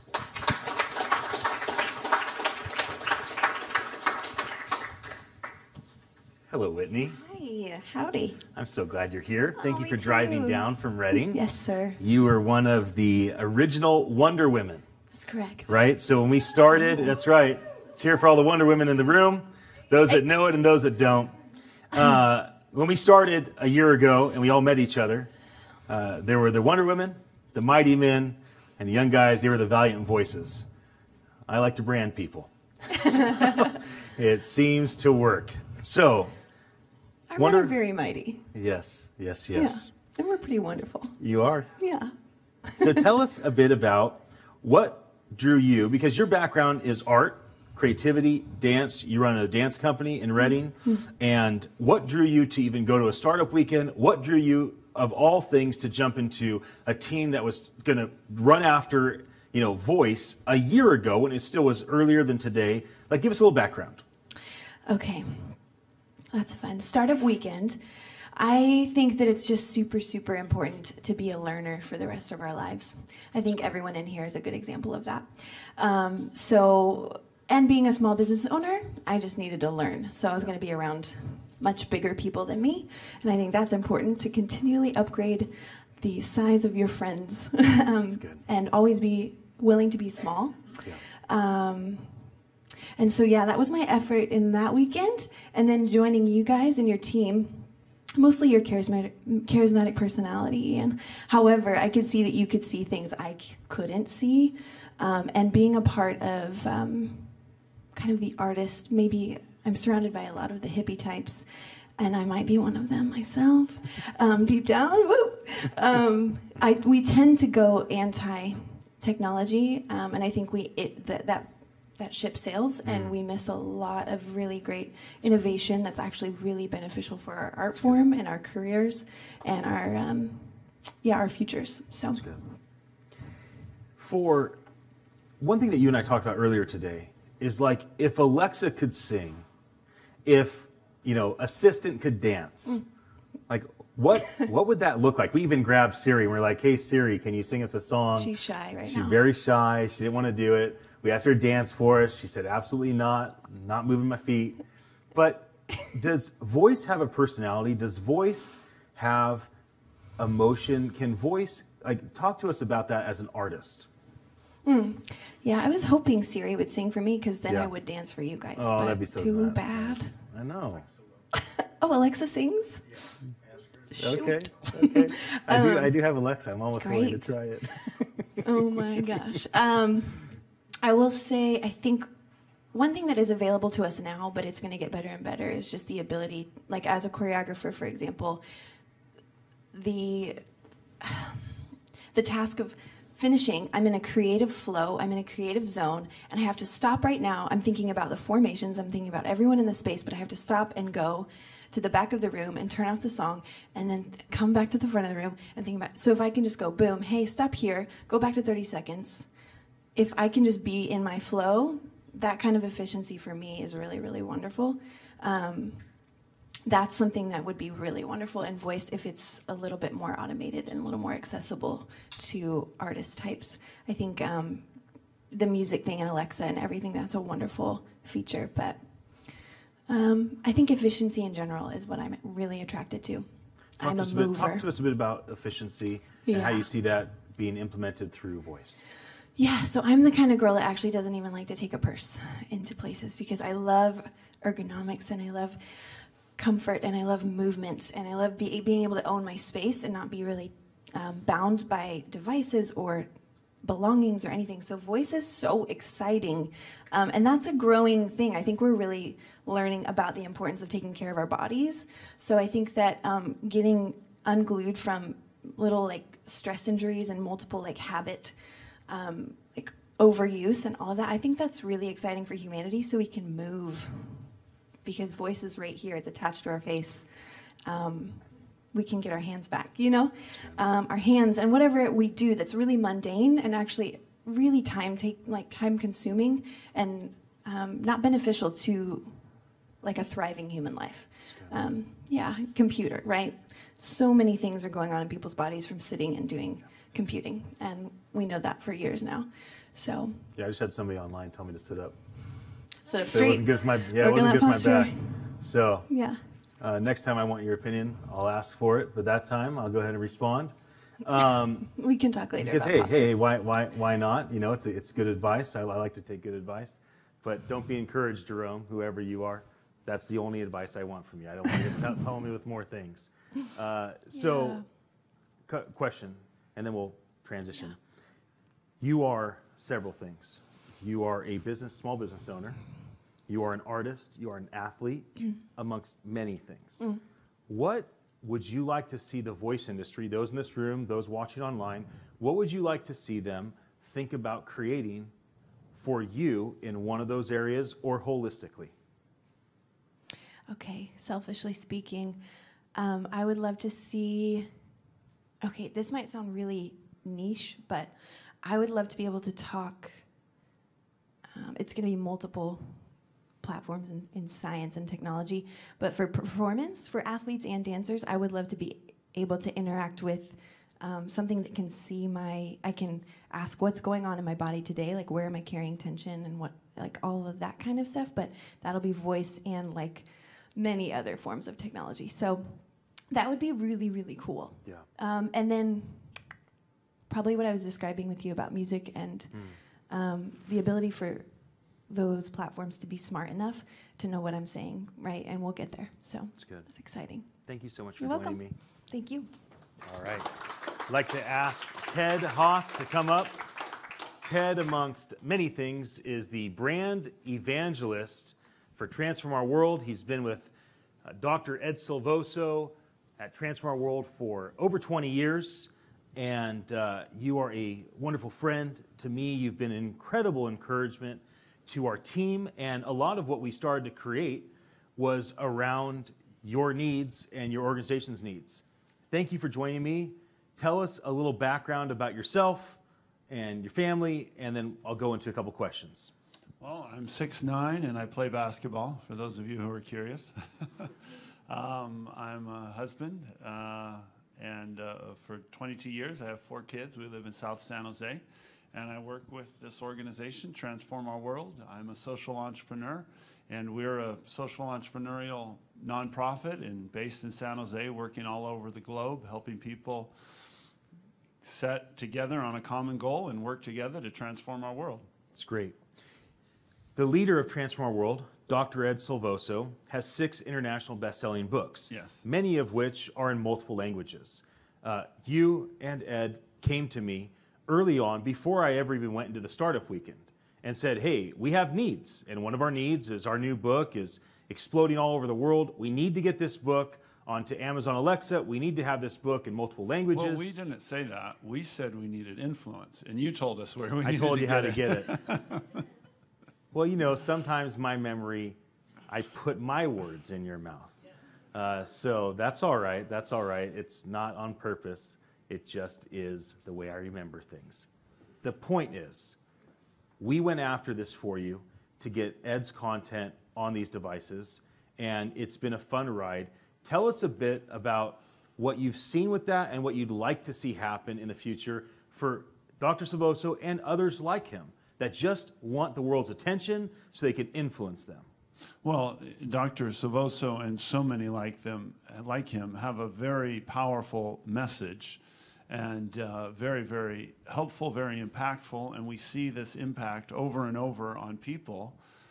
We want to just get it and make it available to those who are interested. And I mean, particularly what the theme that you and Alex talked about, if we don't get onto this voice platform, you're not going to exist. Yeah. And we don't want to not exist. Right, yeah. Tell me a bit about where you see voice as an operating system and where it's going. And then we'll wrap up because time is of the essence. What's I want to get on exciting track. to me is like what was just touched on. Yeah. voice as an operating system is like it's full circle. It's coming back to something that's very, very natural. And I see it setting us free from the tyranny of screens, which are very, very unnatural and very unhealthy. I mean, we were just talking earlier about the top 3 addictions that are very toxic in Japan, and one of the top 3 is addiction to online gaming, and it's all connected to a screen. And that's, you know, I see voice actually providing a platform to actually make games and interaction that the young people are going to create that are going to be very, very healthy and not addicting. Yeah. That's one of the things I'm excited about. That's good. The other thing I'm really excited about is, you know, like the ability to connect people and really connect them in a meaningful way. Like we're thinking about the older people that are spending so much money on healthcare, and they're isolated and they're alone. And a natural way where your grandmother, great-grandmother, because we're all going to be living longer, could connect intuitively, you know, with this digital assistant, to be connected not just with all the services that are available that they don't have access to because they don't know how to use it, but also connected with, you know, isolation is such a huge problem. And I see this as being able to solve that and connect them with purpose, with meaning. I mean, I get excited to think of all the value that these people have, that the elderly people have. And if we could connect them and get that wisdom out there, imagine if you could say, Alexa, tell me what my grandmother thinks about such and such. I mean, the wisdom that's available there is just incredible. And if that could be accessible, that really excites me. Yeah. How about as content creators? Because it's not just Dr. Sposo's 6 books, it's annual conferences, it's monthly gatherings, it's lots of content in lots of languages, it's audio, it's video. Like, your organization is a content machine. Yes. And you are peers with lots of other content machines. How do you see voice affecting content machines like Transform Our World? Well, again, it's access. It's how do we access that? I mean, another thing that I get really, really excited about is being able to take all this and then cut it down into Twitter-sized pieces in a way that's much more organic than Twitter, because Twitter taught us a new language, and it's powerful, but it's also artificial in a way, and it's cut down our attention span. With voice, we can actually have the best of both worlds, where people will be able to grab what they want, but it'll be very seamless to enter into a deep content, a deep dialogue. That's one of the things that excites me about voice. Not only is this little Twitter stuff, but voice and podcasts are the only long-form delivery of content that's still left out there, unless you include, you know, Marvel movies, which are 2.5 hours. But, you know, it's 2 different things. The only long form, and I see a huge value to both of those, and I see the long form depth, in-depth conversation is something that our society has lost. And I see voice being able to recover that. And that gets me really, really excited that a young person could hear a powerful statement that Ed drops out. We call it an Edism, and he'll say something funny, you know, and it's just, it's powerful. But then they could then interact in a natural way and go in depth and really get to know him and get something imparted that's, you know, you're not just going to get through the bite. That excites me. I would like to invite you to introduce Annalise, because you're her friend, and I'd love to hear what you have to say about the amazing Annalise before she comes up. Well, Annalise is amazing. Come on up. She's one of my dear friends. I met her through you, Ian, at at Runway down the street. And her energy, her joy, her excitement gets me happy about the future, because when I see people younger than me that are passionate and excited with a purpose and with a cause, it really gets me excited. So this is Annalise. She's amazing. Wow. Thank you, Ted. Hello. Annalise is full of life, and you are one of my favorite people to talk about the future with. Tell everybody where you're from, your age, so there's a bit of context for what our conversation about the future of voice. Okay. Right now, I live and work in Mendocino, California. It's a little slice of paradise in NorCal. I'm from Texas, and I'm 24. and met Ian a year ago. And what's your background in education, and what are you excited about, like career-wise with your time? So there's a bit more context as we start to dive into the future. Let's see, I studied data analytics and also urban policy and issues. And what was the other question? What you enjoy doing now? Like, obviously, yeah. data stuff, and yeah, tell us a bit about that. Well, now I enjoy working with you and putting on these events, and specifically putting them on so that we can like share hope about the future with people, because there's a lot of fear around it, and I think that's unnecessary, don't you? Yeah, I do. I see a lot of nodding heads. I imagine all those that are watching online are nodding, so I'm glad you're with us. You know, one thing that you and I talk about is the utopic possibilities and the dystopic fear-mongering and lies. For instance, those that have watched Terminator and Blade Runner, or more recently, Black Mirror, Electric Dreams, Altered Carbon, these are dystopic views, entertainment, to get your heart to beat, to tie into your anxiety, to tap into your fear. That is what that's for. And then there's the Jetsons and Star Trek, which is a much closer version of what's actually been happening in the world. And for all of humanity, we have never created something so far that has destroyed us. We have created things that have helped us. I want to talk with you about this utopic possibility. Let's start 10 to 100 years out. What do you see happening over the next several generations because of things like voice? Okay. So yes, technology is going to develop rapidly, and we're going to be able to interact with our environment in a totally new way. So if I want a pool, I'm going to be like, hey, I want a pool right here. And you know what's going to happen? The floor is going to open, and it's going to fill with water. And then I'm going to say, I want jets in there. And then boom, it's just going to happen. Like, it's going to be right there within a matter of minutes. And I'm going to jump in and have an amazing time. Woo! That's just one example. Or I'll build a skyscraper. It'll be real life Minecraft. But I mean, I believe that the technology we'll have in the future is going to be very mindful of the environment that we have, like to the point where we don't impact it negatively, but we actually enhance it, make it more beautiful, like work with nature even. I think we're capable of that. That's great. Tell us more ideas, because I mean, when we talk, I love to just listen and just have you just like tell all these crazy ideas of what could be. And so tell us more. I mean, yes, I do. I buy in.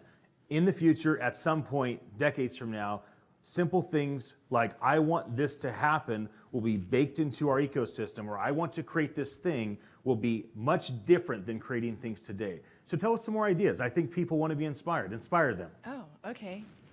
I'm looking out this window behind me, and I'm imagining bungee jumping right now, just because I want to. And I'm gonna be like, hey, I want to shoot this thing over there so that I can, like, I don't know, just fly. And then you can take me up, because we're gonna have flying robots that also come to our aid and just help us do whatever we want. I'm talking so fast. Let it out. Our Talk environment is our playground. And we will use our voice, we're going to use our motions, we're going to use our dance. Like, the environment around us will read even our own biology, our own, like, hormone balance, and see what are we in the mood for. Like, it's gonna be completely 100% interactive, because we trust our voice and the environment responds to our voice. Not just that, but like other aspects, like I said, hormones and stuff, but. And in the future, what type of products would you like to see folks in the voice industry create that will help manifest some of these types of extravagant visions that you have? Well, we're going to need to develop new technology around matter. Who knows what this floor is made of? I don't. Who knows what this ceiling is made of? Who knows what that camera is made of, this table? Like, what kind of plastic is it? If we're going to interact with our environment, then we need to know what it's made of. How do we impact its chemical composition? Like, we're going to need that technology pretty soon if we're going to build our kingdoms around us the way we want them. Yeah. I think the argument to support what you're saying is that voice is the interaction with tech that will allow billions of people to be more effective in development. And let me say this, there is no lack of abundance. Yeah. We do not have to tear other people's buildings down to have the tallest building. We need to build the tallest building. We do not need to, be the only person with some secret sauce. We want everyone to have their own secret sauces. It is not a pie in the world with a small little slice that you're trying to get as much pie as you possibly can. There is unlimited pie. Yeah. You can have as much pie as you want. Okay? Yeah. There's no limit to the abundance that is present today and is to come. Things like voice are the technologies, the infrastructure, the foundation that allow dreamers like you to create the world and manifest these really fun and exciting things. Yeah. Thank you so much for joining me. Thank you, Ian. Okay. I love you, man. I'll take that. Possibly we're showing a video. I did have a bunch of videos of tech demos. I was a little concerned about doing tech demos live because there's a lot of expectation. I have people watching online. Thank you so much for joining us. So just let me know if we're going live. I think we're going to show a tech demo from Dabble Labs. Steve is the leader of Dabble Labs. They are far too busy. They have too many projects, so they are thriving in the agency space as well as the information space. Their YouTube channel, again, Dabble Labs, that YouTube channel has about 250,000 views every single month just on voice. They basically create a lot of DIY videos to teach people how to do things around Alexa skills and whatnot. Are we ready? Oh, okay, this is BotMock. Is that what we're going with first? That's fine. BotMock's another amazing technology. So I got to connect with the BotMock folks. They are based in Canada, really wanted to be here, could not make it, so I asked them to make a video that showed their tech. So what we're going to do for just a moment is take a break from the conversations, and then we're going to come back. And I promise not every single person that's talking is on my team. It's been like that. We lost a couple of the folks due to the smoke, and so I popped some of my team members in, and I'm so glad I did because all of you have something very important to share. But what we're going to do after these videos is we're going to start having conversations with some of the authorities that are in the room that are doing great things with voice. I'm going to stand up and assume that we are going to press play in a moment and watch. Here we go.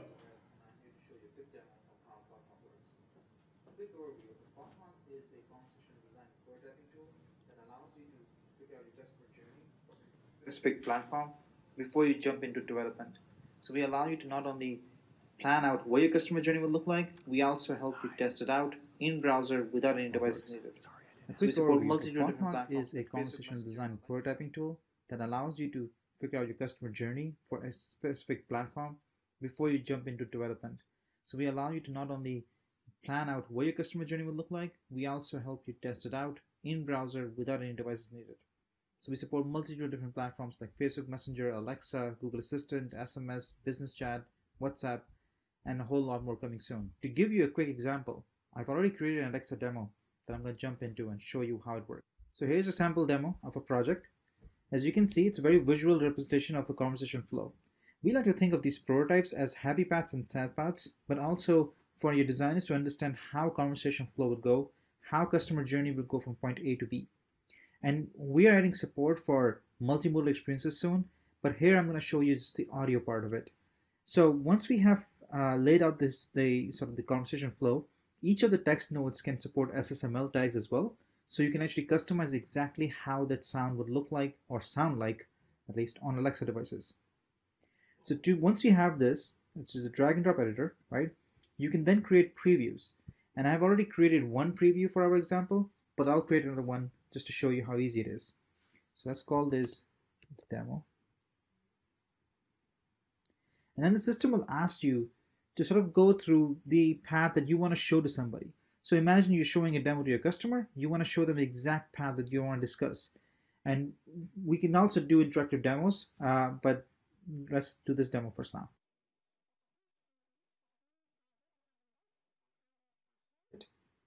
And then just simply run it in the browser. Alexa, ask Jeopardy to play a new game. Welcome to Jeopardy! Please pick one of the categories: food, sports, or science. So as you can see, you can actually do these demos very quickly, test out the experience in browser. That's the fun part. But the other part that we find very important and critical to the journey is the ability to get feedback from your stakeholders. So you can invite your team members to come and join you as reviewers or editors right in the project. And that enables you to give them very fine-tuned control to not only just see this as a PDF document or an attachment to an emails, but also be able to just come into the document itself and give feedback right where they need. There's a whole lot more that I want to show you. So simply go to botmark.com/demo and sign up for a demo slot. It's free, and our team will love to show you the power that our solution can bring for your company. Thank you.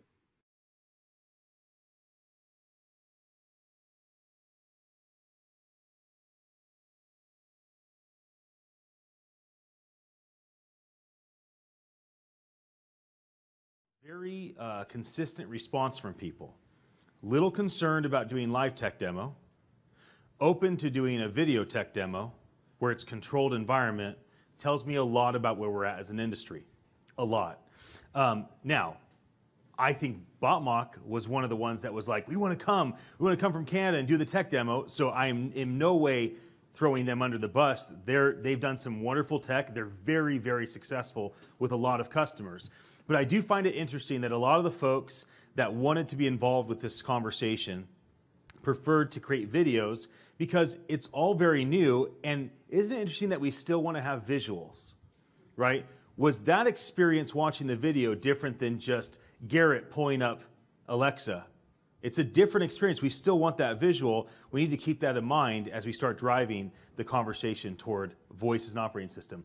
I'd like to welcome my friend Shahan to come up. He is a principal at Reflective Venture Partners, and he is one of our strategic partners.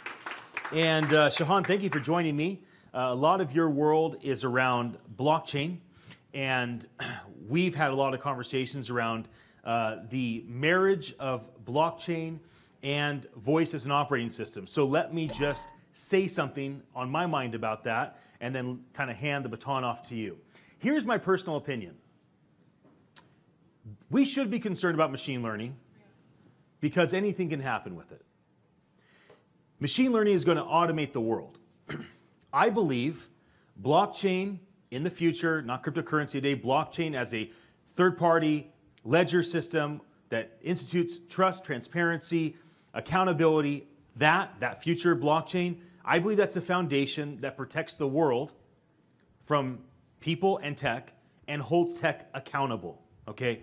And then that's the foundation, machine learning's on top. I believe voice as an operating system sits on top of machine learning, also accountable to blockchain in the near future, and that's how human beings interact with tech. It's not voice OS, it's not blockchain, it's not machine learning. It's these three things working seamlessly together in the future, hopefully with great augmented reality, that really will transform not just the experience, but the trustworthiness. Shahan, thank you for joining me. Why don't you tell us a bit about your background and Reflective Ventures? Give us a little idea about where you're at, what you do. Awesome. Thanks you all for joining me. Ian, thank you for inviting me to this event. I love going to every one of Ian's events. It's always a great group of people that we get to meet. And please, all of you who are interested in speaking with me, come speak to me after. So a little bit about my background. I've been in technology for the last 10 years.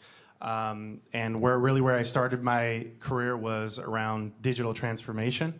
And that's kind of like a buzzword, but essentially I would go to companies like Warner Brothers or Cisco or Facebook and take these really archaic systems, these legacy systems, and find a way to automate those processes or streamline those processes in any type of way. After that, I spent my career in mobile company here, one of the unicorn companies coming out of Silicon Valley, a company called Branch Metrics, which was in mobile, and they help with mobile deep linking and the mobile user experience.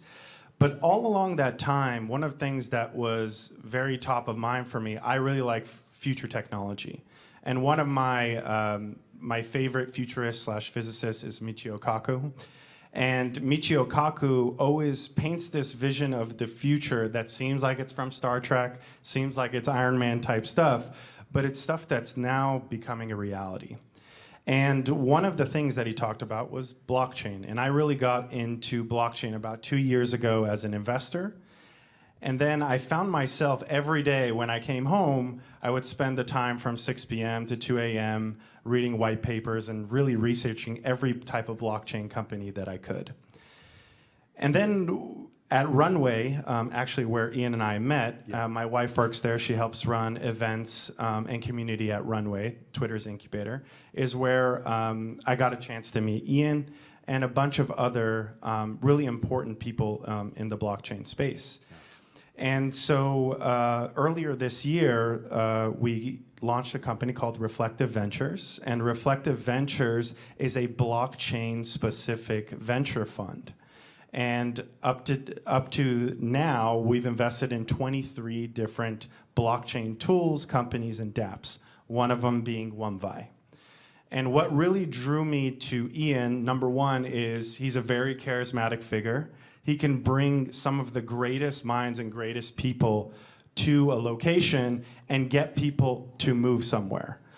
And when he had this vision for voice and how voice was going to be a new operating system and how you could then use your attention and an influence in order to get more visibility around the different people that you want to reach, somebody like a Gary Vee, or you see different comedians now using voice. All these different comedians like Joe Rogan, like Theo Vaughn, like Bobby Lee, they all have their own podcasts. They all have their own different ways outside of stand-up in order to use their voice for attention and influence. And so when I meet with Ian and John and the rest of the team at OneVi, I thought that their vision in terms of using voice as a way to reach new people, as a new operating system to reach a different group of people, and to make that process really easy was something that was very impactful for me. Because what I had done before is taking processes that were manual and very difficult for Warner Brothers, Cisco, Disney, all these different companies, and streamlining those processes. What they're doing with voice is taking away the difficulty and the complexity from getting your voice into these different operating systems and automating that process. So I thought that was really cool, and it's been really great working with you so far, Ian. Yeah, it has been. Since you represent blockchain, I'd like to stay in that sphere for the next question. And of course, since we're running through so many, we're about done with our time. Help this community, and for those watching online, thank you for your attention. I hope you're enjoying this incredible group of people that are here to share with you at no cost. Unbelievable that we can stream to you at no cost. It just blows my mind that I can stream to 1,000 people that signed up through 100 different pages. It just is incredible, the access that we have to be able to communicate with people. For the next question, maybe the last question, is how can the voice industry engage with blockchain as a tool, as a technology today? And how do you envision the voice industry engaging with blockchain as it matures more and more? So the way I see it is, anybody familiar with blockchain here? Raise their hands. Has anybody heard of Steemit? Okay. So I think that's one of the models, which is, I think the main impact that blockchain has is it removes the middleman. So you as individuals are now empowered to do what you need to do, and you're also reap the benefits of what you do, and that cut doesn't need to go to the YouTubes, the Facebooks of the world. And so I think what blockchain will enable people to do is it empowers them and able to push this different content out into the world and be compensated for what they're doing via what you're doing, via what Steemit's doing, for your attention and influence, right? So if people are watching your videos or listening to your podcasts more than others, you will be rewarded for that with likes or views or whatever it may be. And blockchain provides the infrastructure and the reward that you'll be able to use in order to utilize these different systems. Because otherwise, you'd be tied to these major enterprises, these major businesses who will have their own kind of use and direction for where you're going with your company. Sean, thank you so much for being here. I would encourage those that are in the room that are interested in how voice and blockchain can interact now and in the future to grab Shahan and to connect with him. I always enjoy having you at events and having you participate with me.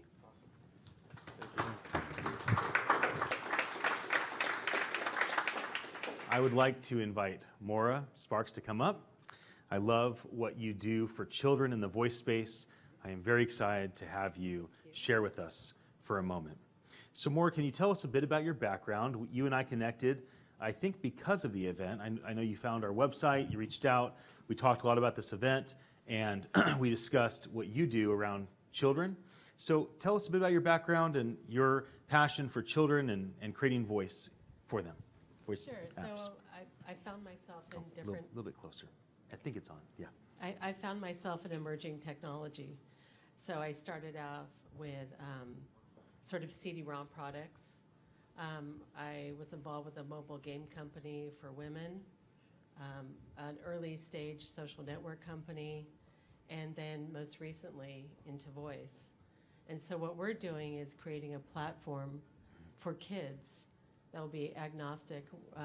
The goal is to work with all the different interactive, voice devices, and we will have a platform that will be a closed platform because we feel like we want to keep it safe. We want to be able to have the content curated, and so there's a lot of parts that make up a platform. There's the content, which we want it to be geared all for kids, based on, the age of the child. They'll get certain content for them.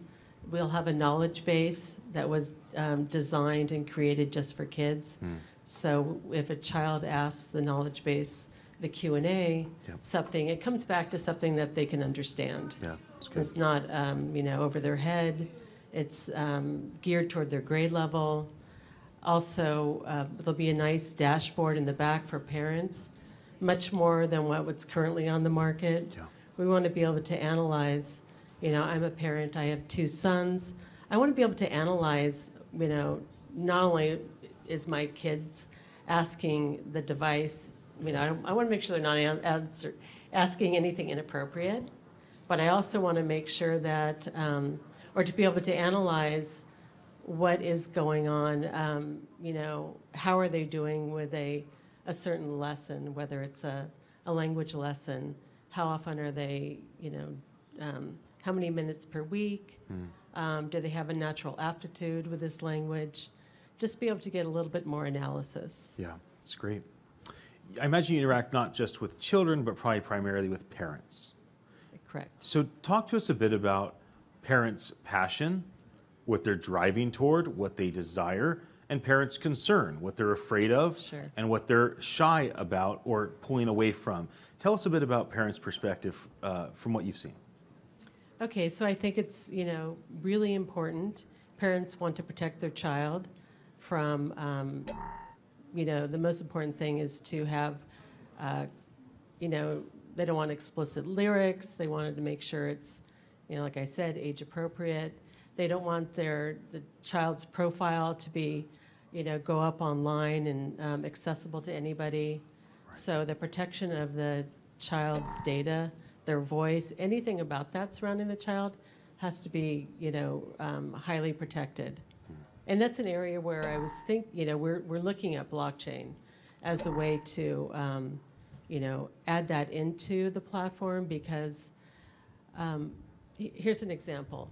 I may want certain things about my child. I don't want to necessarily know about, I might want people to know their age and an interest of theirs.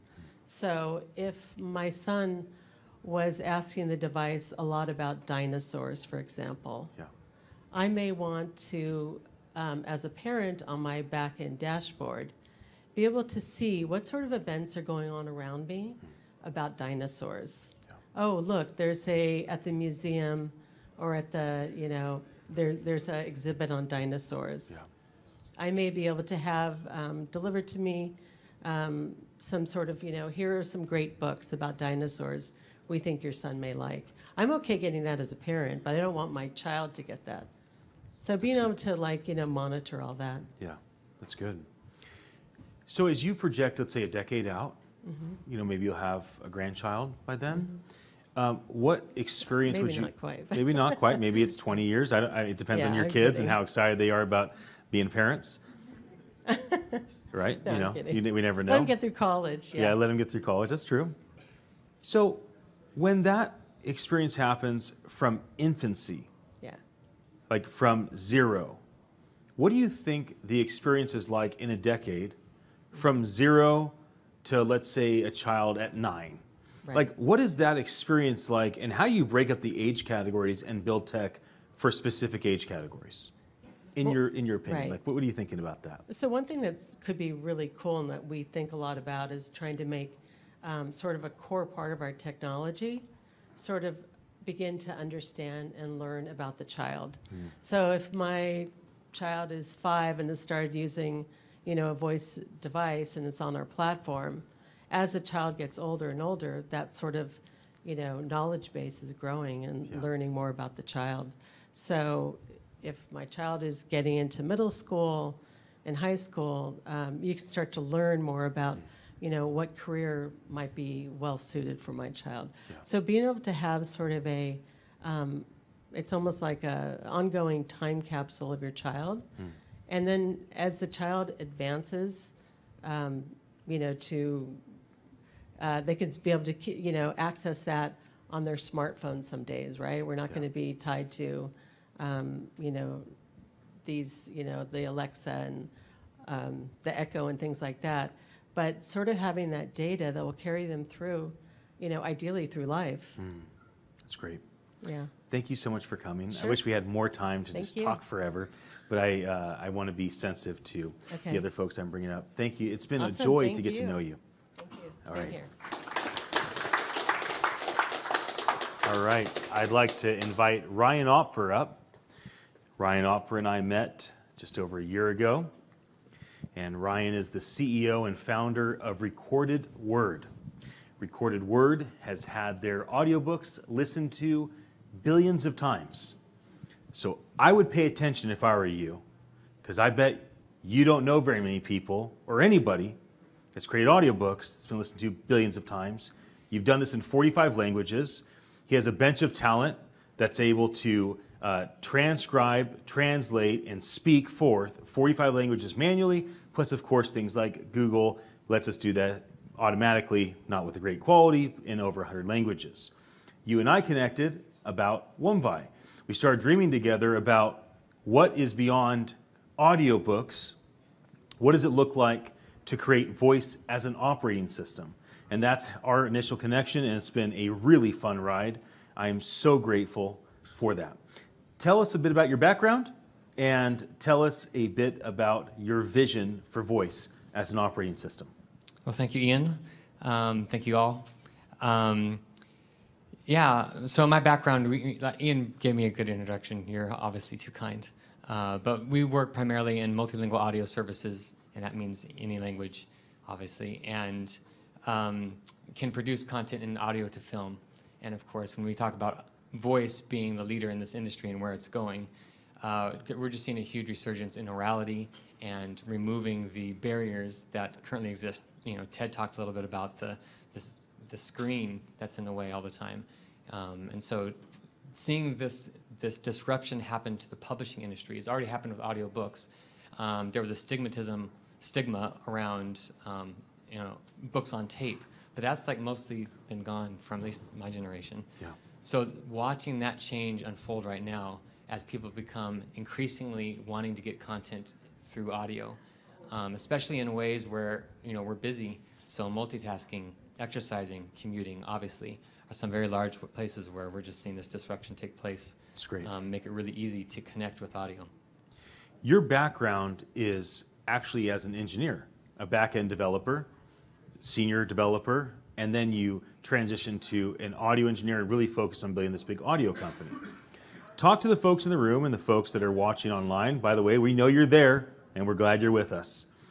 Talk to us about the people that are in the audio space, not the voice space, but the audio space. What is the opportunity for people in the voice space, the audio space, to dive into voice? Because you made that decision in the last year with great sacrifice. right? It's hard to imagine the amount of revenue that you've left on the table with recorded word in order to chase down this voice as an operating system pursuit that we've been doing together. So you've made a massive risk. You're very courageous. I love that about you. Talk about your encouragement to others on being courageous as well and transitioning, maybe not fully, but at least slowly, from audio to voice. Yeah, well, we're betting that voice and audio, as you ingest information, will run the future. It'll be the way that we connect with audio. Like I said, to be able to remove this barrier of typing on your fingers to communicate with everybody.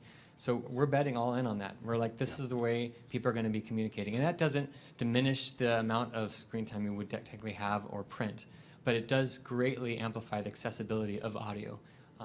Especially, still the majority of the world is still illiterate. And untapping the huge potential of getting devices inexpensively. Even when you have a device without a screen, you can manufacture these things so cheap. And we're seeing Google and Amazon practically give away these devices to seed the market. So, anybody who's in the space, anybody who has content that needs to be distributed and made available, you're going to want to be able to be found through voice. We talked a little bit earlier about, the tweet. How do you get found and how do you get that short burst of content that's an audiobook that's hours long? And how do you, shrink that down? Can you use machine learning into really short snippets? Hey, I've got 30 minutes on my commute to work today. I want this book I want to read. I need to get the Blinkist version of it in 30 minutes. And you could use machine learning to create whatever length you want. It's no longer like a static, fixed content. Yeah. So just some of those ways that we can, connect with, engage with content is just going to change how we get information. That's great. Beyond being the founder, and this is the last question, beyond being the founder and CEO of Recorded Word, you're also the co-founder and VP of production at OneBuy. What type of partners are you looking forward to working with? What type of informal, joint ventures or formal licensing agreements, or what type of engineers who do you want to come and work with us, and who do you want to go and work with? Talk a bit about that. Let's make that the last point, because I think some people might be interested in your perspective. I'm excited about the disruption that's happening in the publishing space. So if you're into publishing and you're just getting into audiobooks, or maybe you got onto them, we've seen double-digit increases in the last 4 years in audiobooks, while we've seen ebooks just plateau. They're actually declining just a little bit. So strategic partnerships with people who want to take their content, audiobooks is just a great place to see that get expanded and played in audio devices. So that's another one. We talked about machine learning. So how can we take audio content, so developers that really want to get into the voice space, natural learning processing. I mean, this is just huge. And since we work in multilingual, that's where we want to go after. What can we do to see all these other languages, information get shared out, not just in English, but in the top 50 language, top 100 languages. So it's, Google's doing a lot with that, trying to make that happen. Baidu in China has had some huge breakthroughs in how you can get speech synthesis to sound pretty close to natural, especially over low-quality telephone lines. So I think those are the kind of people in strategic partnerships we'd be looking at, to see where the future goes with published audio. It's an honor to be your partner. Thank you for joining me. Thank you, Ian. Okay, so we're going to show a DocuSign video, and while we get that ready, if you'd like coffee, please raise your hand, and somebody will bring you a cup of coffee. And also, if you'd like some LaCroix water, raise your hand. We can bring you both as you watch this amazing video. We have spiked coffee. We do have Bailey's and Kahlua, because what is it, a networking event without alcohol? That would be strange. So if you want coffee, raise your right hand. We'll bring you some. If you want water, raise your left hand. We'll bring you some. Now is your time. Yes. Yes, I'm ready for him. Anybody wants to? Amy,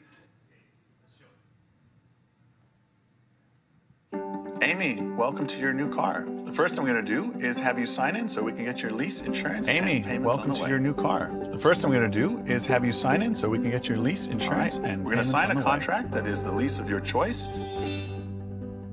All right. We're going to sign a contract that is the lease of your choice. And you are now able to choose which of the options you would like. So you have a low, medium, and high option in terms of mileage for your lease. Okay, I'm going to take the mid-mileage lease. All right. We're going to prepare a contract for you so you don't actually have to deal with any paper. You can sign this contract electronically with just a swipe of your finger. So go ahead and click Get Started. And go ahead and choose to sign. All right, we're going to enter your signature here.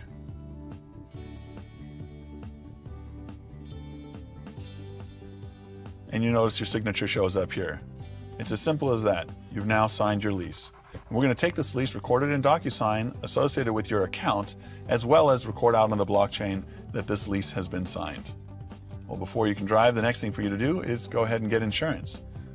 Which one of these insurance policies would you like? I think I'm going to take the biggest policy. All right, let's DocuSign your insurance contract. We're now going to draw up a contract. Again, you didn't have to go out and find an insurance agency. We brought it right to you within the car. You can see all of the information about your insurance contract here, and we have your signature on file. Go ahead and sign if you're okay with this. Great. So you now actually have a lease and you have insurance. The last thing we're going to do is we're going to pay with your Visa card. So what's really great about this car is your Visa card lives inside of the car. So you don't have to pull it out to be able to pay for the things that you'd pay for, like tolls and parking. So let's go ahead and add your Visa card to this car. Okay. All right, you see it there. The car now is able to pay for tolls, car maintenance, music service, and any of the other kinds of bills you might expect that you would encounter while you're driving along. And now your car is going to pay for the lease and the insurance and also be set up to pay for other things. So you've now paid for your lease and your insurance. Let's go ahead and take this car for a test drive. Okay. All right. So here you're going to see how your car checks to make sure that the lease is valid and that the insurance is valid. And as you drive, what's amazing is tolls are automatically paid for. And you can see that if you were to shop at a restaurant, your car would pay for that. You wouldn't have to whip out plastic to be able to pay for stuff. Visa is taking care of all that for you. And then ultimately, when you park, the car with its Visa card in it is able to pay for parking. In Dashboard, we're going to give you some reports. Here you can see a report of an overview of how you've been driving. You can see the things that you've paid for with your Visa card. Your lease reports, your DocuSign lease there, and how many months have gone by, and ultimately your insurance contract. What's great here is, if you noticed, you drove under the miles of your insurance contract, and so we've just given you a 20% discount. That is great. All right. If you wanted to, we could also add services. We have a whole marketplace of services for you to choose from music to navigation, roadside assistance. With that, I'd like to congratulate you on your brand new car. Thank you so much.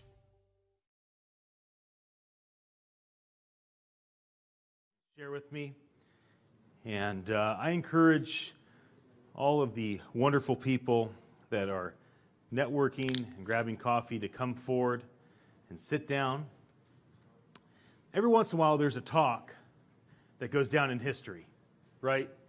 I think of the guy with the glasses did the TED Talk like 10 years ago. Now his name's slipping my mind. But he talked about the why. You know who I'm talking about? Okay. And, you know, Ray Kurzweil has had some amazing talks.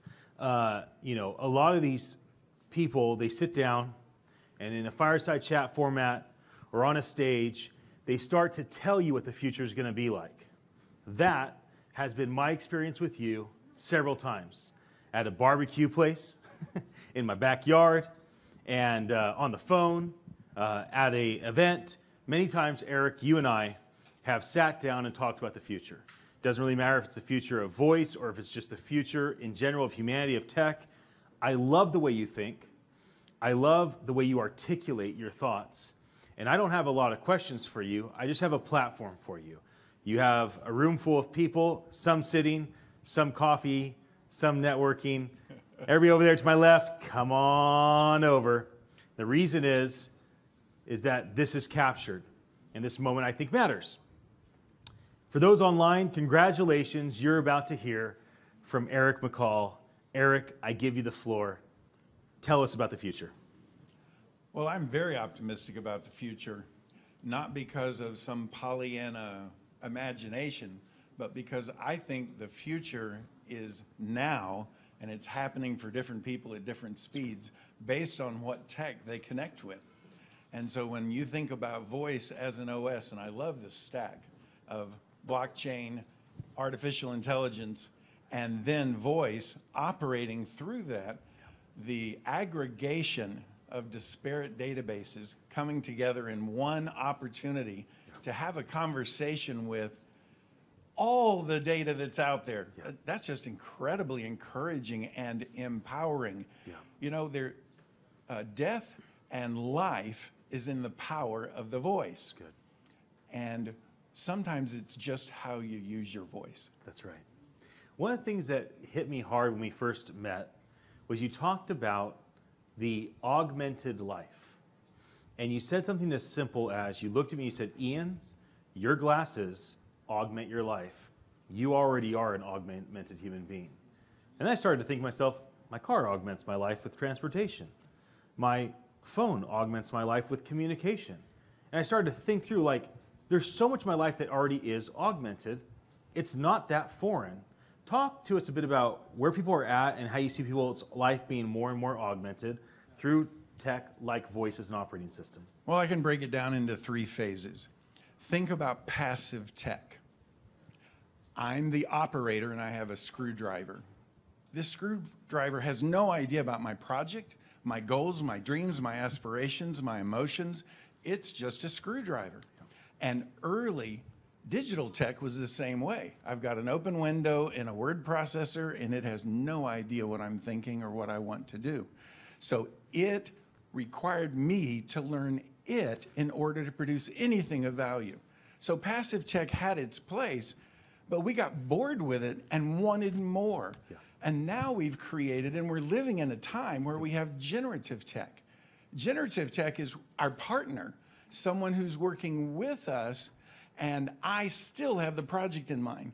I still have the interest myself, but it's now creating options, opportunities. It's bringing tech to me that I didn't know. It's solving problems that I didn't even know I had. And generative tech is cool in and of itself, but I'm still the operator. The future of voice is that next level, the exponential tech, which is nothing but taking what I want to do and doing it better, faster, cleaner, quicker than I could ever do it myself. I don't want a digital assistant.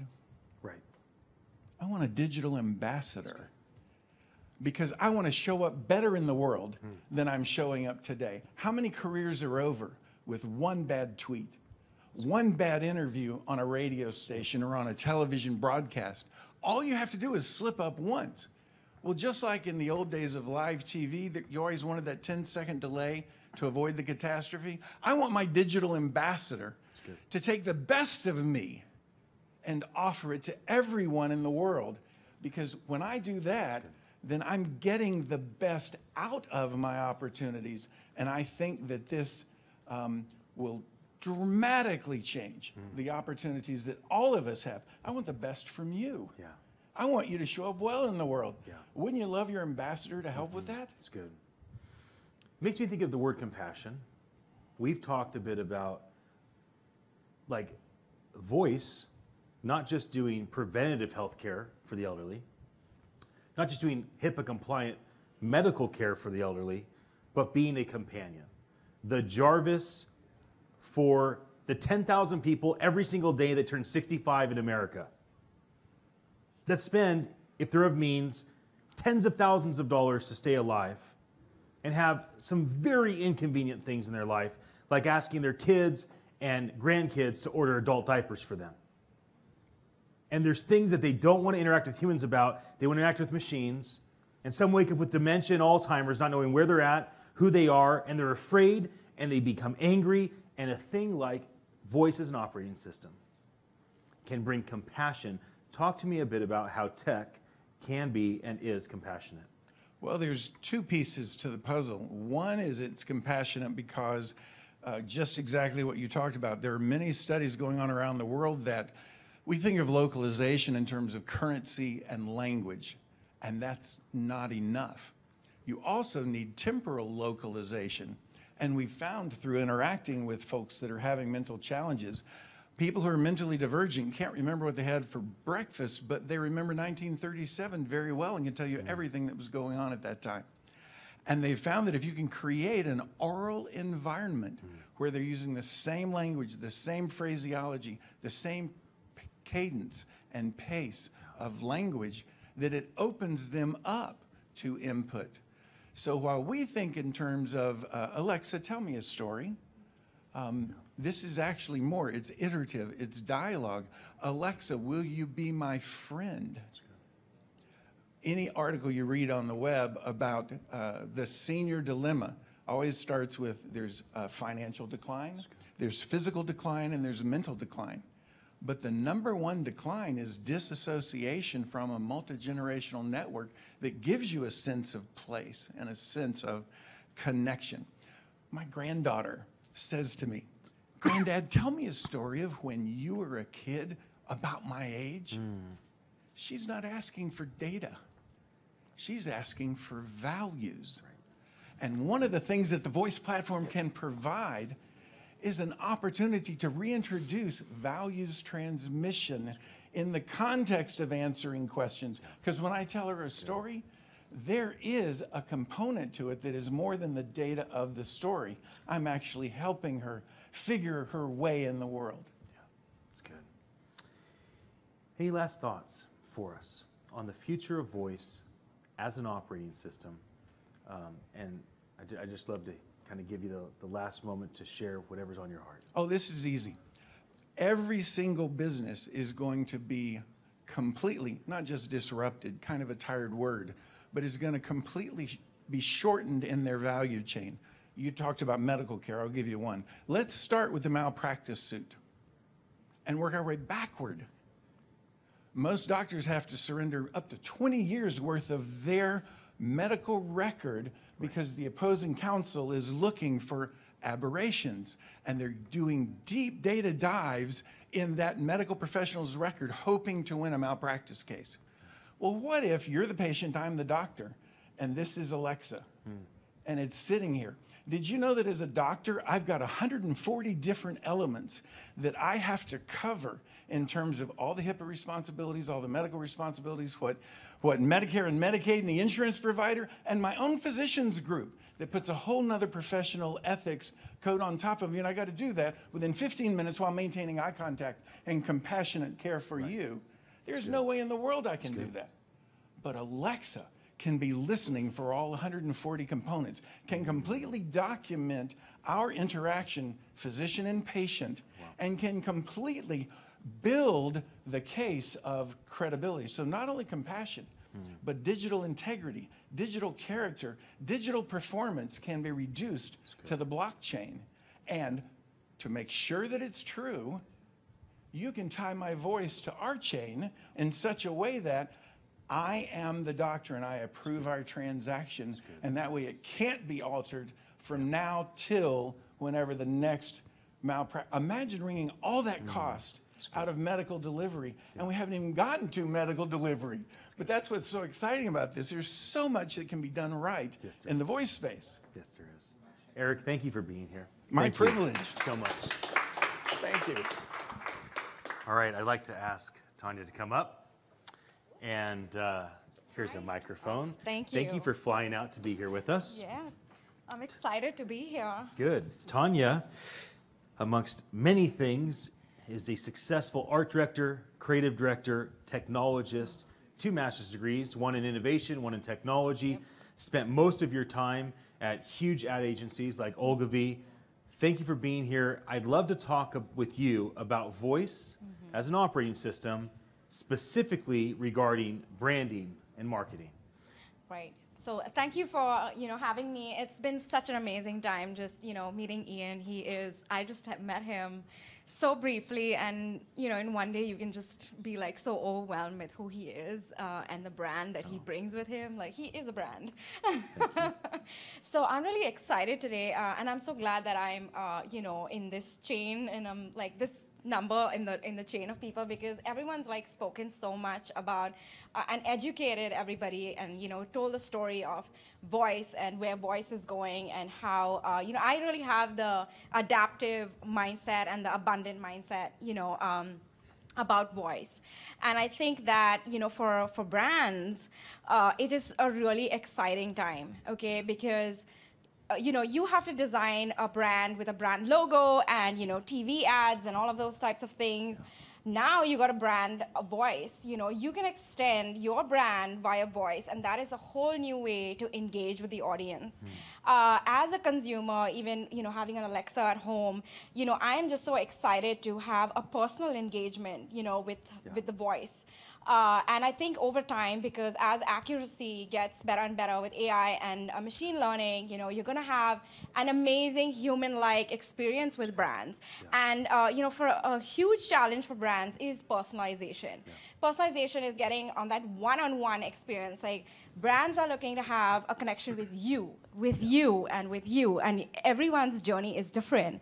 And how can they communicate with you? And that is where, voice comes into play, where you can have a really deep engagement, a meaningful engagement, and deliver content that is so relevant to your consumer. Like, I shop at Nordstrom, for example. Like, I have a one-on-one shopping experience, with a stylist. She texts me, and imagine with voice, like, that is a deep engagement. I can actually connect with my brand and say, hey, I want this in my size. Like, this is fitting for me. I want to order my Domino's pizza or my Panera breakfast, via voice. It's all me. It's me and the brand. Like, it's just such an amazing experience now.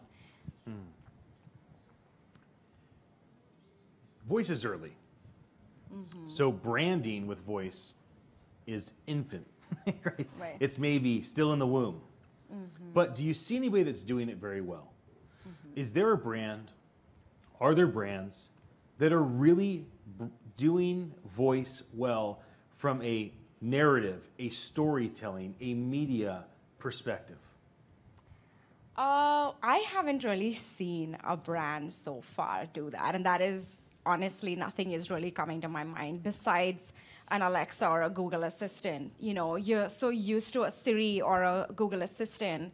I mean, it is time for brands to step up and, create those personas. I want to have, like, if your brand is like a fun, upbeat, with an audience that is young and expecting that kind of persona, then your brand needs to have that kind of voice.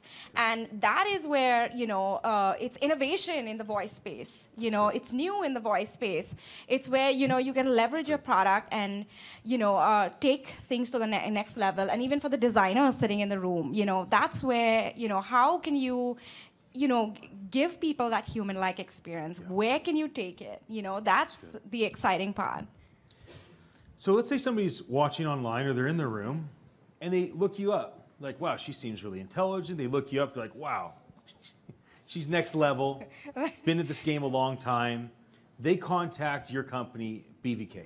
Right. They say, hey, I saw Tanya online. Like, she's got the stuff I want to work with.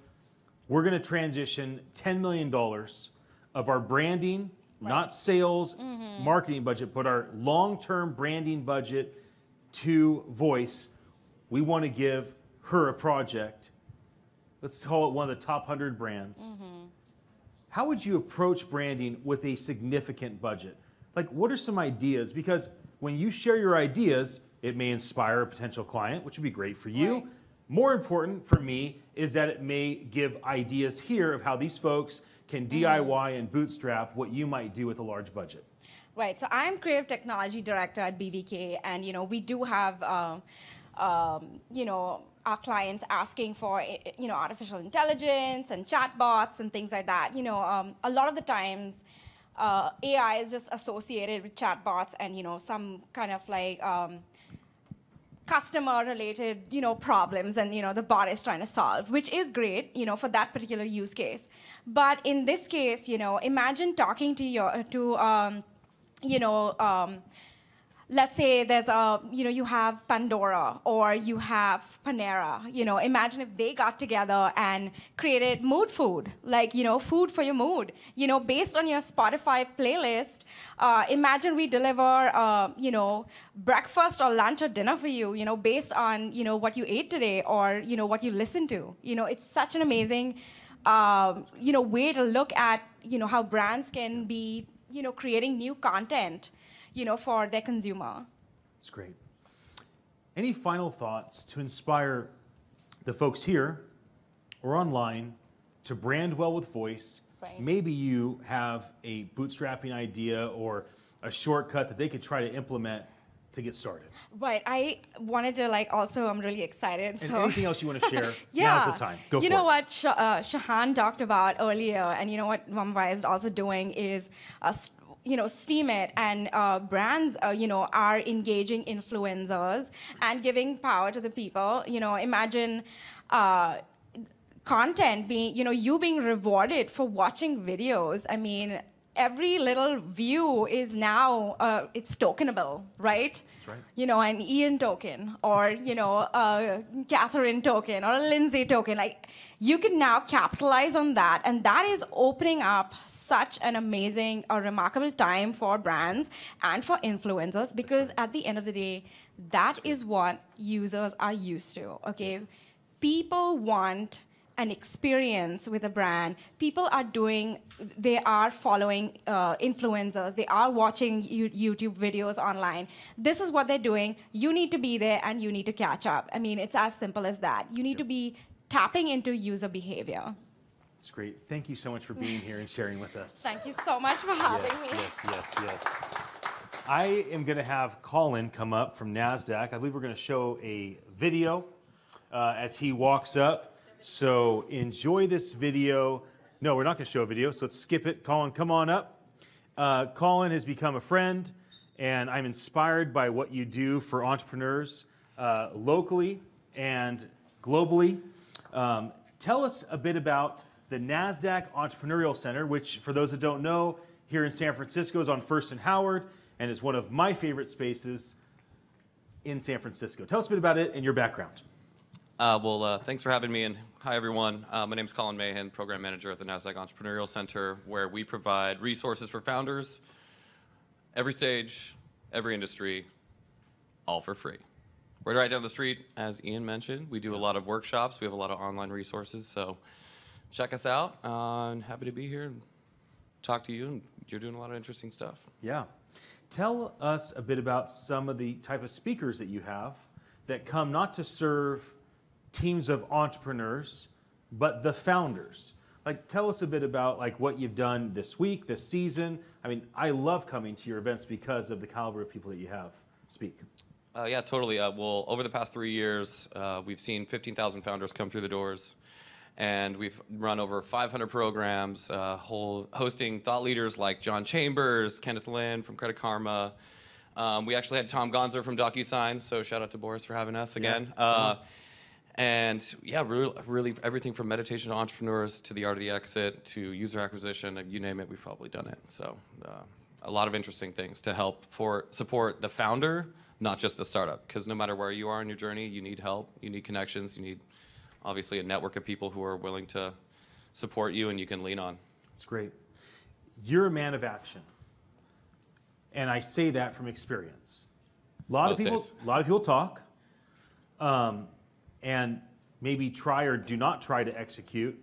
You've done a great job with me of executing. I'm not in your program. I'm not part of your group. I mean, we've talked about me being involved one way or another, and in some ways I'm becoming more and more so. But a couple examples. I want to do this event at DocuSign. At NASDAQ Entrepreneurial Center. When we talked a bit about it, you're like, you know what? I think DocuSign might be a better spot for what you want to do. Why don't I introduce you to Boris? Thank you so much for creating the bridge so we could do this event here.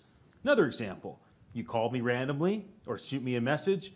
Hey, I have an investor at a major investor group that's very interested in your space, and you made a connection. We had an incredible conversation that may be very fruitful.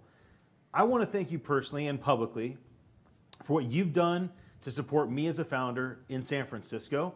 And I want everyone here to know, and those watching online, especially the 600 plus people that signed up for the live stream in San Francisco, that it's not just NASDAQ Entrepreneurial Center that's here to support you. It is Colin and his team that is here to support you.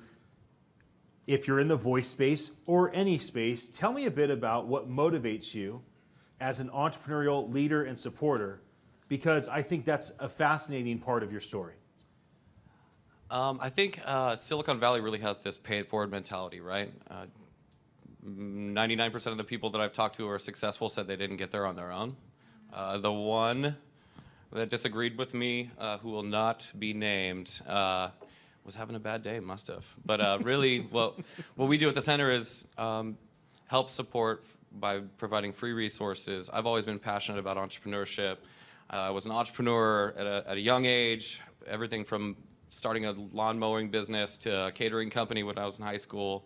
And yeah, I think building businesses and solving problems that people are willing to actually put their wallets up and put some money behind is really, really an important thing. And spurring economic development and giving opportunity for people that don't necessarily fit in that corporate role, and you want to be your own boss, and you see something and you know something more about, than the larger corporations of the world, right? That move kind of slowly just because the processes that it takes for them to do things. So, we're all on it. And I think entrepreneurs have the key to controlling their own destiny, which is something really exciting. Yeah, that's awesome.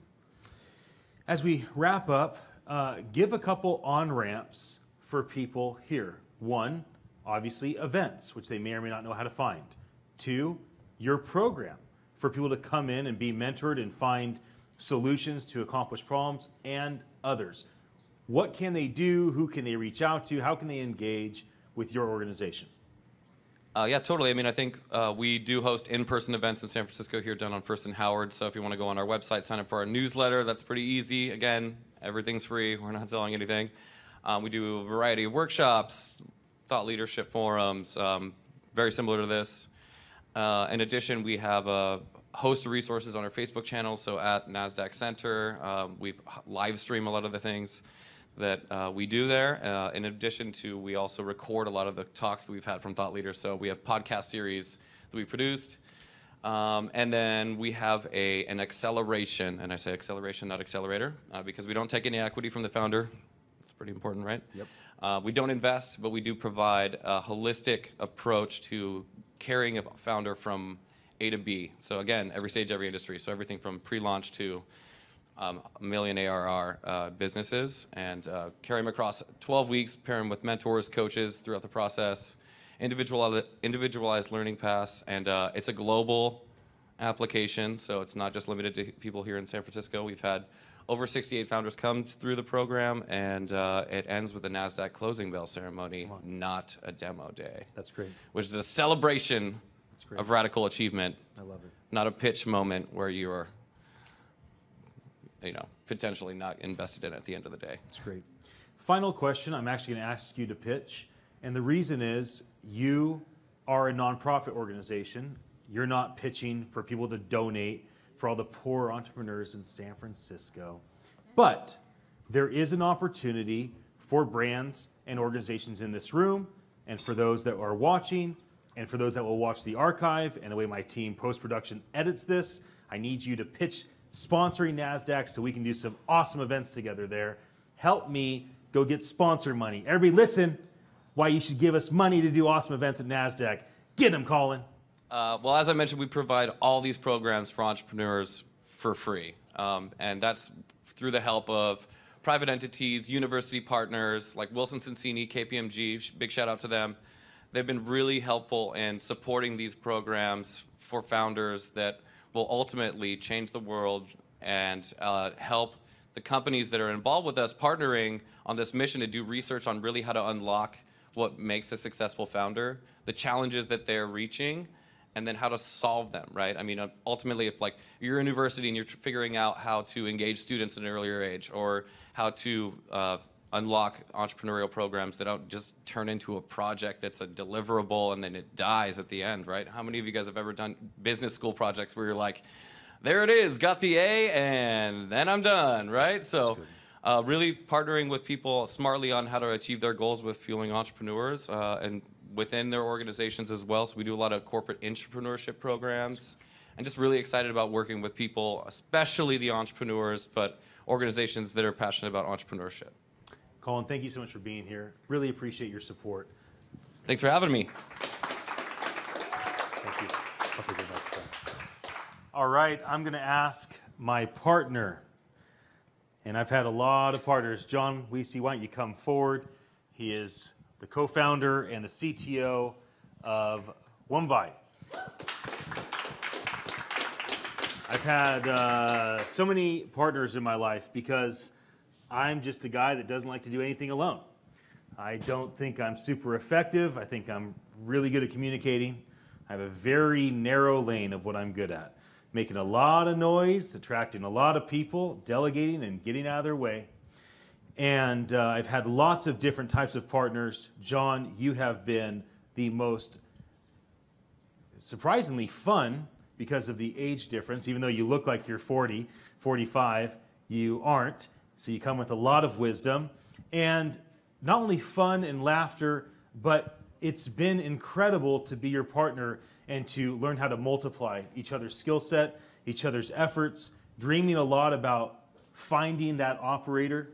I'm like celebrating with you. We found Alex, one of the great legends of the Silicon Valley, to come and operate our company. We aren't alone. We have 3 other CTO level guys that are also with us to build amazing products. And it's just a joy to run this race with you. Tell everybody here and those watching online, we know you're there, tell everybody about the future of voice as an operating system. Yeah, thank you, Ian, for those nice words. I don't know if I live up to all that, but, I'll say one thing. The team is half of it, okay? You have bring good people together, and we're not all the same, okay? He likes to say I'm the mouth, okay?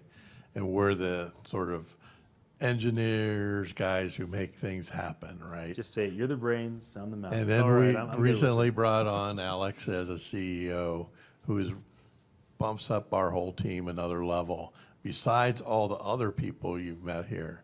So it's really amazing time for me to watch and learn. I don't like the mic. I've spoken at a lot of places, right? And you can imagine I ran the sales and marketing in my last company. But I really enjoy building things. But people were unpredictable. They're harder than engineering work, as anybody who's had to run organizations. Engineering is an organization, but they're more like-minded, right? Yeah, where do I see the future? Well, it's, the word augment has come up along a lot. I have twin girls. They suffered from learning disabilities at a very early age. And so everybody measures things on IQ and stuff. And, it's really hard to see people that have had, genetic issues where they're not able to sort of learn as fast as their dad does, right? And I wasn't always, that bright in my career, right? But it was a lot of hard work. To see how things can augment people, and I see it as a leveling. Think about, who's the brightest person you ever knew. Yeah. And now we have the possibility of technology making us all work together and know each other and learn to appreciate other personalities and other things. And what a world of being able to sort of get to know each other and the struggles and the joys in various lives and people. I look at it as we have a lot of opportunity to be good, loving human beings towards each other rather than, being divided. we're pretty divided right now. But, I don't think that's going to last. I think technology is an opportunity to sort of work around that. Whether we'll take it or not, we're humans, okay? We all have our prejudice and, all that. But I see that augmentation of making our lives easier, okay? So what would you do if they didn't need you to be on the road selling all these customers and do this and that? What would you do? What would that world look like? Would you just sit in your easy chair and take whatever pay comes? I don't think so. People are creative. We've been creative from the very beginning. We've been called to be creative, to build things. It's in us. I think guys try to build things because we can't make babies, okay? I'm serious. And women, I'm not saying women don't create things outside of, their natural ability to give birth and have a child and all that. But you get to do actually both. So we, not that, it's a lot of work to do both too. But if you have the time, if you have the capability, if machines do more and more for us and they don't judge us. Okay, so that was a stupid question. Well, these machines, they're not going to judge me because I don't know this or that. But it's an ability sort of to be more than I am, to be the best of I am, to sort of, give a limelight the ability to know the analytics anywhere in the world while you're on the road or on vacation, to sort of get down to really what you need instead of have to sort through Excel sheets that go on for miles, right? That I've spent way too much time on. But, it's not that that doesn't have to happen, but how can we make things useful for all of us? And don't worry about whether this is taking my job away, but it enhances me to do a better job beyond what I'm even capable of doing now. So I'm going to ask you a question, and I really want those that are the elders watching online in the room to really pay attention. This is an important question. Our age gap is more than 25 years, and I'm not a 20-year-old, okay? So I'm the elder millennial. I'm almost a young Gen Xer. You're a baby boomer. This has not been easy for you, because I'm not just 25 years plus younger. I'm also extremely chaotic, very unstructured, quite manic, not the easiest thing to partner with. And you have not only stepped up and been a partner to me, but you have done it with joy and gladness. You have celebrated the things of benefit that I bring to our partnership and had grace over the things that are difficult for you. Not only because we're not just age gap, we're personality different, right? We're career different. Can you please talk to some of the elders that are in here, some of the elders that are watching live or will watch the archive? I really want you to speak authoritatively out of your experience of doing this with me and encourage these folks to grab a hold of younger people and run together and create something beautiful together. Yeah, that's an interesting question my partner's posing. We are quite different in age. I have a baby face, which is never paid off when I was really young. And it's like, who are you? You're like a teenager all your life or whatever. You can't do that. So it's paid off now. But I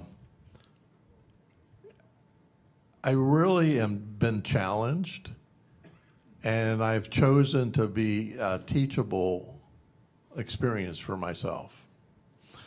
And, the way marketing and sales were done by me is a whole lot different when you're, the school where you go to a trade show, you get all the contacts, the partnerships you may want to do, spend lots and lots of money for those booths, and all the time and travel for your team.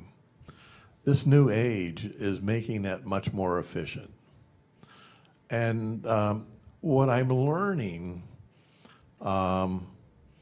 is how to love across generations and learning how to sort of look as an opportunity to sort of, how can I learn things from, I mean, we had some even younger than you here today with Garrett and his kids. That's right. And you know, you're learning from them. I am. I'm learning from you a whole new way of looking at how marketing and sales is going to change in the next generation. And we're actually doing algorithms around that. But for me to do an algorithm on a blockchain, I have to understand. It took me a long time. What is attention? What is influence? How do you multiply your attention? I mean, what does Safe Book really sell? They sell attention through a channel, and their channel is Facebook. You know, they gather influencers to pay them money to put ads on there, and they know the data inside and out of who you're trying to meet. So that's really the old ad style, any ad style, whether it was newspaper or you know, a phone book, which I always hated. They throw them in my driveway. I have to throw them in the garbage can the next day, every day. But I don't have to give it up. Anyways, so what does the new world look like for the new models that are sort of being accepted in a different fashion than I'm used to? So it's been really fun to sort of say, how do we do this on the blockchain? How do we give value across the whole value chain of creators, whether that be graphics or you know, voice content or whatever? How do we reward people with micropayments, et cetera? How do we do it in a way that gives everybody a good feeling in their creativity side? So learning that has been something that I'm like, okay, Ian, how the heck am I going to do this? I don't even understand what the young people are doing. So you have to understand it. So it's a learning experience. But it's also been a joy. You know, I have grandkids now, so it's good to sort of be able to do cross-generational loving people, okay? I mean, we have to learn how to love each other if we're ever going to solve the big problems. And what if we have come to an age where a lot of these tasks that we have to do are more automated? I'm not saying the singularity, it will be here when it's here. You know, I thought it was here at one point in some of our conversations, but I was wrong. Right. Like, what do I do? Why don't I just go love on my grandkids? But, you know, and do nothing. But that's a whole nother discussion. But, you know, as a company, we have, and I don't want to brag too much, but we have been bragging a little bit. We have such a team that love each other and get along with each other. And we have a focus on the mission to better other people's lives and better other people's businesses. And it's such an amazing time we live in. We have so many things changing simultaneously. It's a little scary. When he says to a UI, UX guy, he's like, yeah, it's going to change everything you knew. Right. you gotta learn this. And we don't even know what that looks like yet. So what's all this? So we need to take the fear out of it and embrace the things we don't know and have fun. I mean, the last probably 10 weeks, we've been all over Europe and all over the Bay Area. And I think he's trying to wear me out. You know, I've slept in so many different places. Just testing your resolve. John, thank you for coming up and letting me put another microphone in your face. Okay, we have one last interview before our final keynote. Lindsay, please come up. I want to make a declaration to all founders and executives. It is not your core executive team that matters exclusively. Everybody in every company is completely equal. And if you don't get that, you won't have support, period. That's just the way it is. They may stick around for a wage. They may stick around for what it gives them emotionally to have a job or to have a position. But when it really comes down to it, thank you. If I don't honor you, Lindsay, our administrative assistant, if I don't honor you, Gabe and Griffin, our market research interns, if I don't honor Alex, our CEO, and John, our CTO, all equally across the board, then what kind of organization is it? And really ask yourself, because what do you want to build? So the reason I asked you to come up is because I love the way you think. I honor and value you equally amongst everybody else in the whole organization. And I'd love to just hear your thoughts on where voice as an operating system is going, why you're attracted to work with us. You came to us with Ryan Opfer as his operations person, and then you were kind enough to slowly take on more and more responsibility in our company. I hope that generations from now, your great-great-great-grandkids watch this and say, wow, we are still living off of the fruit of Lindsay's life because she took the risk and joined a team and felt as an equal, and so worked equally hard to create something that was great and amazing that compensates not you alone, but generations to come. I hope, hey, Johnny, congratulations for having Lindsay as your great-great-grandma. Tell us a bit about your future projection, voice as an operating system. Yeah, absolutely. I am highly driven. I love productivity, and so voice is incredibly exciting to me because it means I can do a lot more of my favorite word, which is automation. I have had a to-do list as high as the sky since as long as I can remember, and so having my own kind of assistant when I am someone else's assistant is incredibly exciting to me.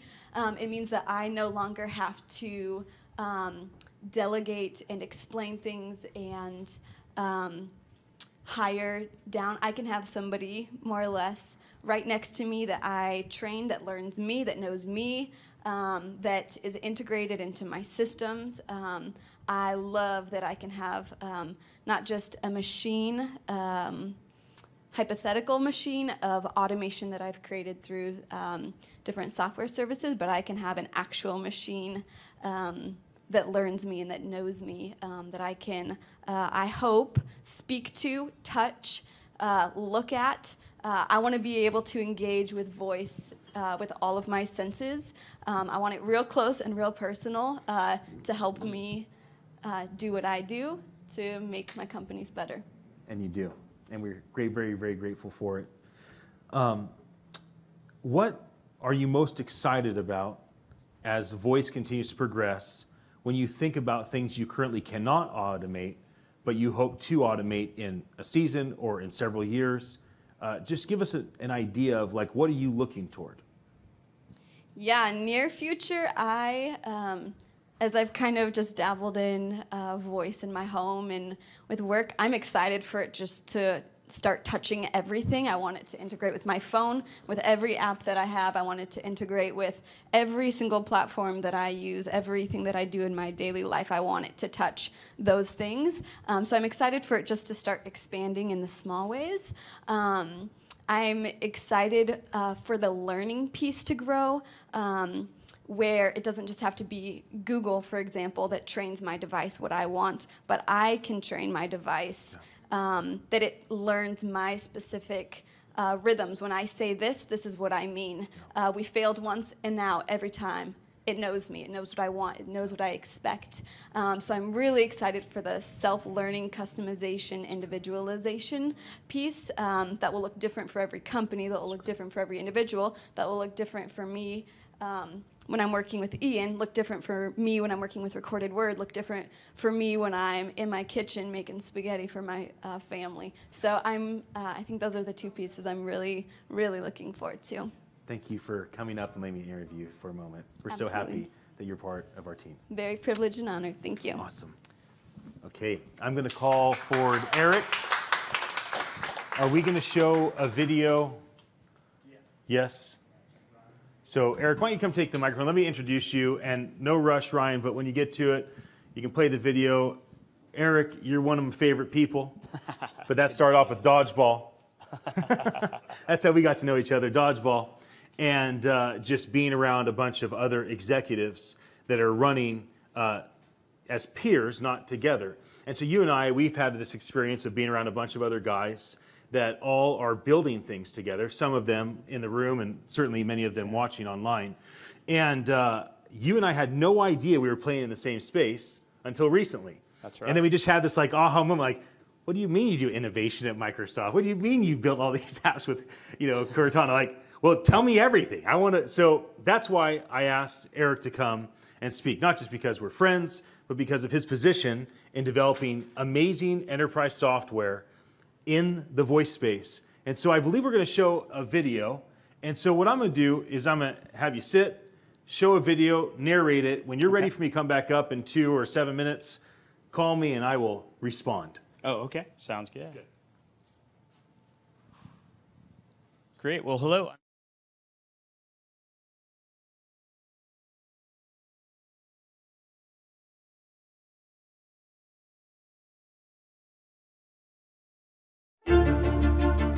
Coptivity is this idea that voice interface is becoming a natural way for people to work. Instead of calling dispatch where they call in a license plate number that can take up to 30 minutes, they can easily just say the license plate number, which goes to a chatbot using cognitive services. Adam 12, go ahead. Chris would transcribe that information, and then from there that will go to the Lewis service in Azure, which then understands that the deputy is intending to run the registered owner. Property successfully queried. Your plate is 1129 exempt by statute for last of Salt, first of Tiffany on a 71 Chev.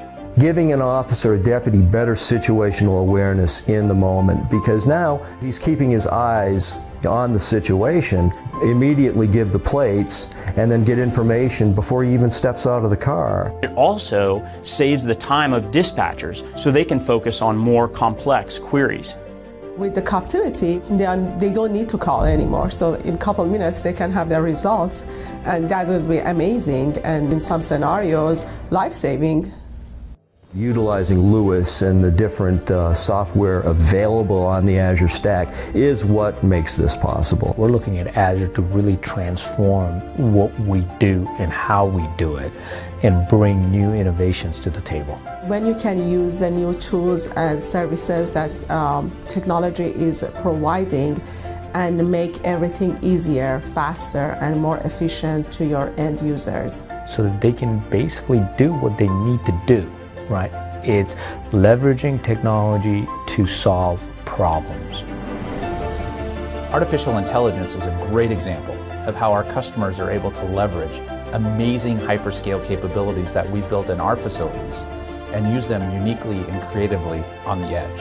And I think you'll find great example of using voice assistant and cognitive services to develop a solution that hopefully will actually help our public safety and our officers that are out on the edge provide better services to the citizens. It's one of the things that makes me proud to work at Microsoft. We invest resources to help customers accelerate progress on their digital transformation journey. It's a continuous process, right? We just continuously move forward. That's kind of, the way I see digital transformation is more like digital evolution.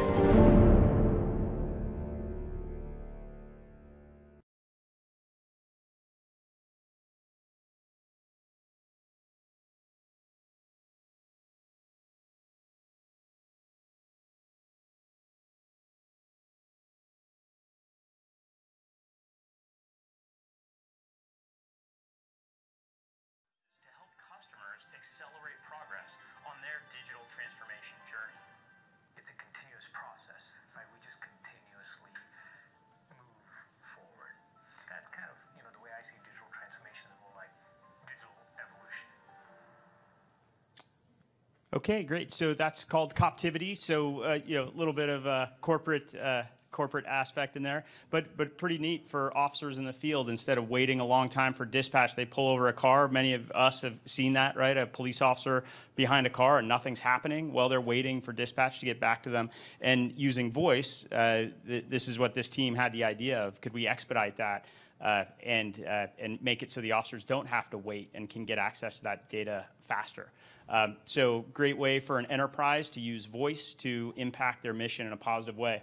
And then I like to geek out about how it works. And it's stunning to me, having been in technology for a couple decades, of just how easily and quickly you can build these types of voice applications when you're starting in the cloud.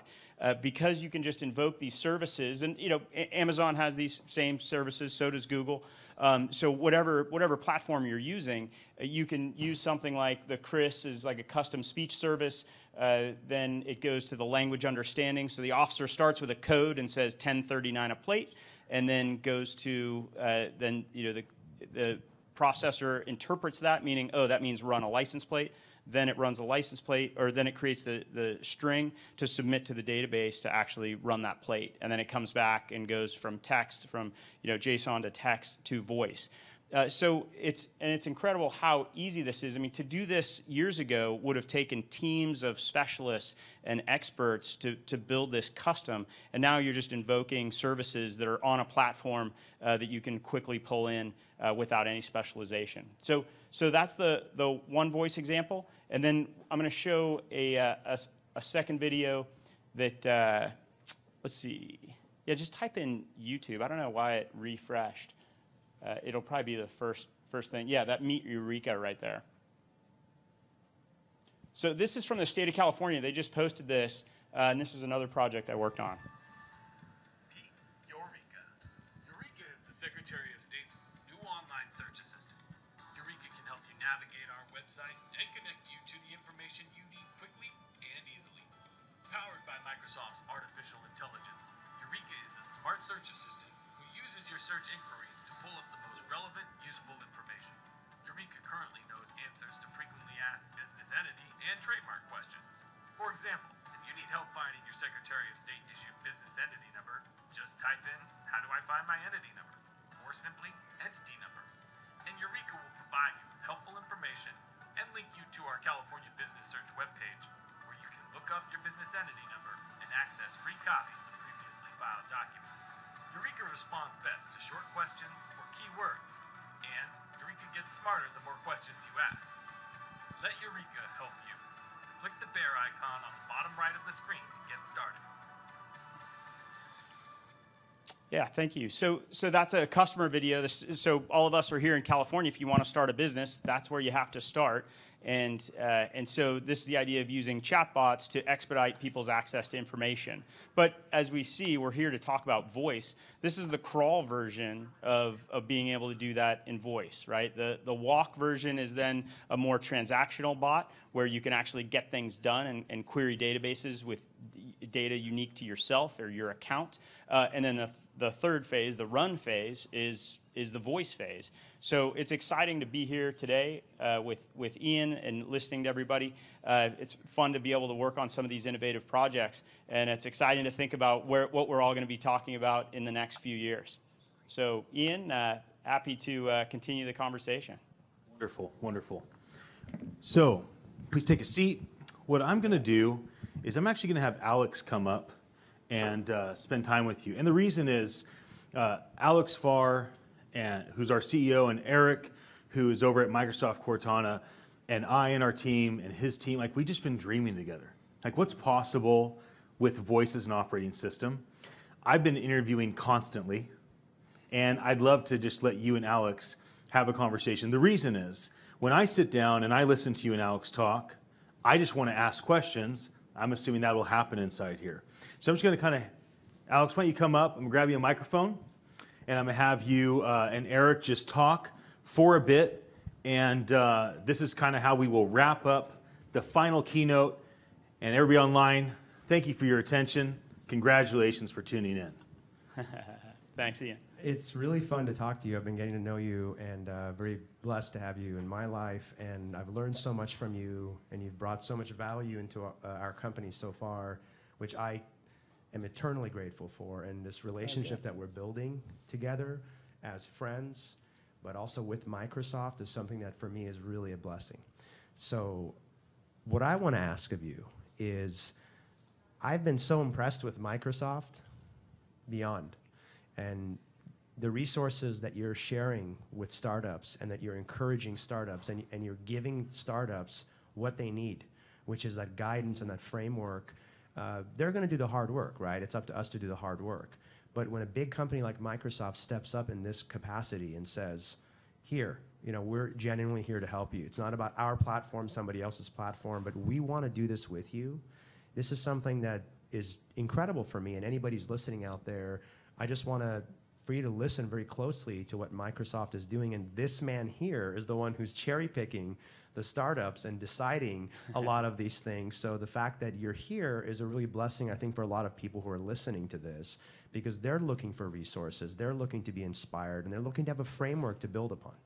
Right. So can you talk about some of the criteria that you use to spot hot teams and hot deals and hot prospects, and really give them what they need to succeed, and what Microsoft sees as a vision for that? Yeah, you bet, Alex. Yeah, it's fun to, if you think about what when somebody's ahead of the curve, who's doing something that you think, wow, that's a really good idea. Everybody's going to want to do that in the next phase or in the next few years. And then Microsoft does invest a lot of resources to help people do that. And if they're doing it on Azure, even better, right? And so, yeah, for everything from the BizSpark program, where startups can get free technology, technical support, things like that, to their venture fund, as well as we see it with the sales team and the sales engineering. They're giving a lot of support and help to just enable, right? Not creating something like on a services contract, but when somebody's trying to build something, to say, oh, here's the fastest way to do that. Oh, here's some resource links that'll help you do that well. Here are your 3 options, and here where you can learn to decide what you want to do. So that's a lot of fun to see have those conversations that are kind of come before innovation, the pre-innovation conversations, and then have a platform that that can help people do great things. Thank you. I want to talk to you specifically about your personal vision, also what Microsoft thinks as well, but what are some of your visions and hope about the voice space as it relates to meaningful search? So we all want to meaningfully get information, right? We're talking about an insurance example. We want to meaningfully get an information about our claim, our quote, our industry that happens to be insurance. The customer who's dealing with that cycle wants meaningful information. In your world, what are some of the pitfalls and dangers that the voice space can become? And we've offline talked about some of these things with the App Store model, and we want to be more inclusive, and we want to bring more people into voice. We don't want to just say, this is for Fortune 50. Nobody else is welcome. Is that the kind of voice we want to say? Is that voices for Fortune 50 and no one else? Does that sound good to anybody? Everybody else is left out. Nobody else can get in. And I want you to talk about that and talk about your personal vision, and maybe if you feel comfortable talking about Microsoft's, but certainly your own. You're inside, you know what's going on, and I want everyone to hear, what is the best world scenario for voice as a marketplace for information? Yeah, I think as a marketplace for information, it's incredibly powerful because, like someone wrote on the wall in there, who wrote, frees us from the tyranny of screens? There you go, Ted. Yeah, so that's a great observation. And honestly, that's what Coptivity does, right? That's what we just showed. That's why law enforcement agencies all around the world are emailing me. I don't know how they figure out the connection, but there's just such a hunger for that, because you can complete your mission without looking at a screen. And wow, think about that. If you're a law enforcement officer and you just pulled over a car, you need to keep eyes on target for your situational awareness. You don't want to have hands and eyes and ears all stuck on your screen. So you can apply that to everything from consumer situations, finding out information quickly, to enterprise applications, to how do you fix something on a factory floor, and then also the convergence of voice with chatbots with AR just seems very powerful for how we start with our voice, and then it leads to our vision, And that's how we're able to gain information and make decisions and then make transactions, whether it's through whatever you're trying to do, if you're transacting in an enterprise or transacting as a consumer. So I see that's pretty exciting to me, having gone through the mobile, the mobile kind of revolution with mobile apps, and then to me that's another level that's even more exciting in my mind. No, thank you. Talk a little bit, Eric, if you may, about small business, small enterprise, small organizations.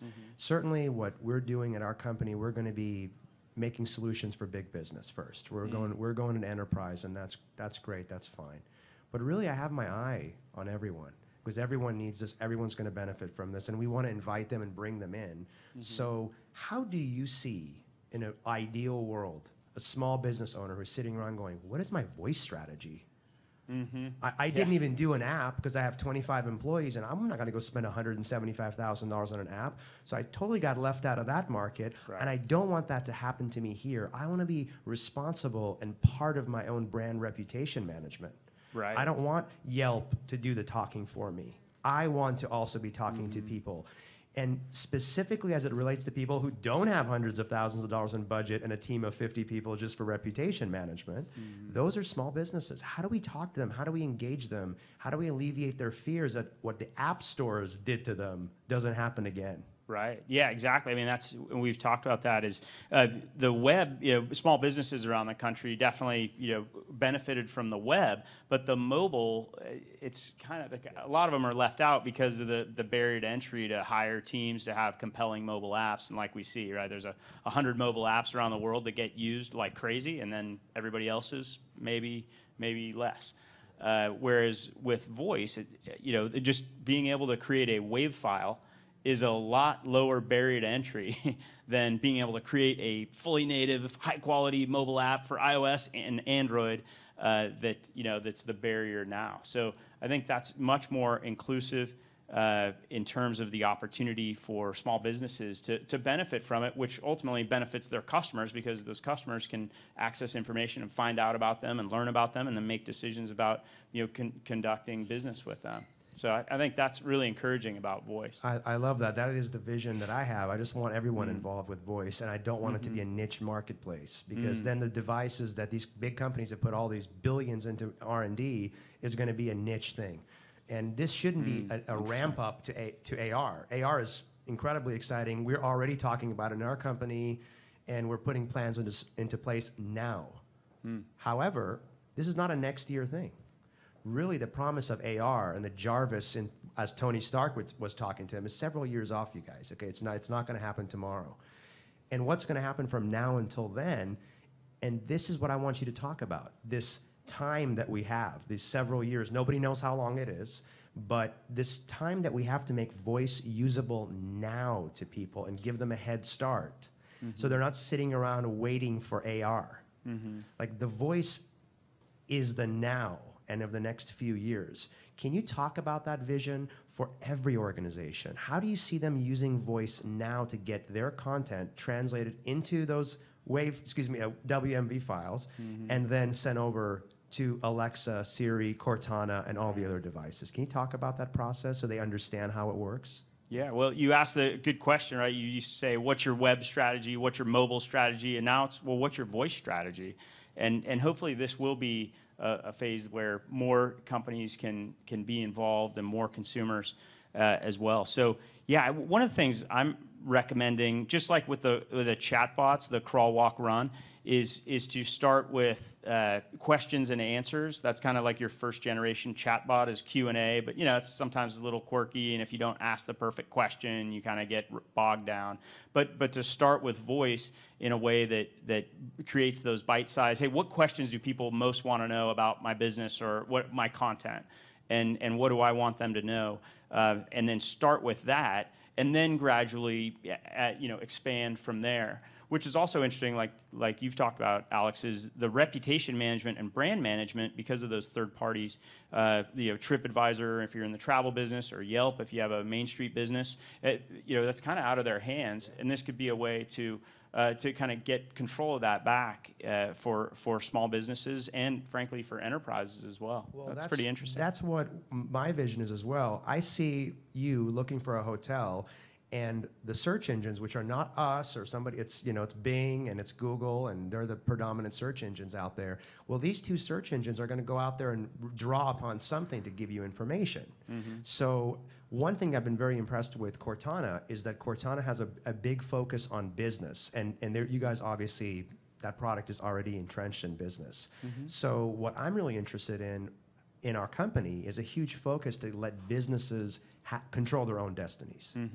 And that's what you guys are doing with your technology. You're already there. So I just want people to realize that absolutely we develop on Google, we develop on Alexa, absolutely, that's not even a question. We love those platforms. But Cortana has a big time specific focus on helping business.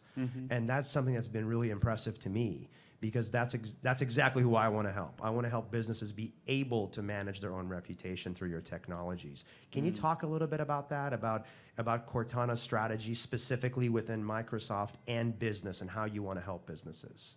Sure. Yeah. I mean, what Microsoft has announced is a focus on the enterprise. I think there's probably some kind of marketplace reality and where you fit in compared to Alexa and others, and the install base of Windows operating system devices all around the world is pretty significant. So they have focused the Cortana strategy around that. Just recently, the Enterprise Skills Kit for Cortana was released, so that's a specific focus on helping enterprises get that control of their brand back and be able to generate voice content that either their employees, their enterprise can use, or the public can access about those enterprises. So yeah, it's interesting to see that where that focus is based on where Microsoft is strong in the market and where that install base is, and as well as how Cortana can help those enterprises go there next. If you were talking to investors who are sitting around going,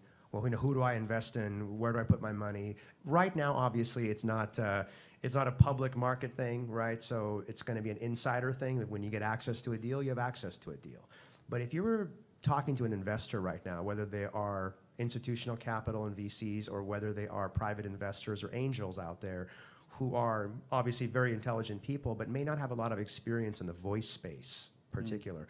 What advice would you give to those people and what to look for, besides the standard, make sure the team is good, make sure they've had experience, but in particular, like, what solutions are being solved, and what should they look for, and what's compelling? What are some of the things you can share about this space in particular for an investor who might be interested to look at these deals and pay serious attention to this space?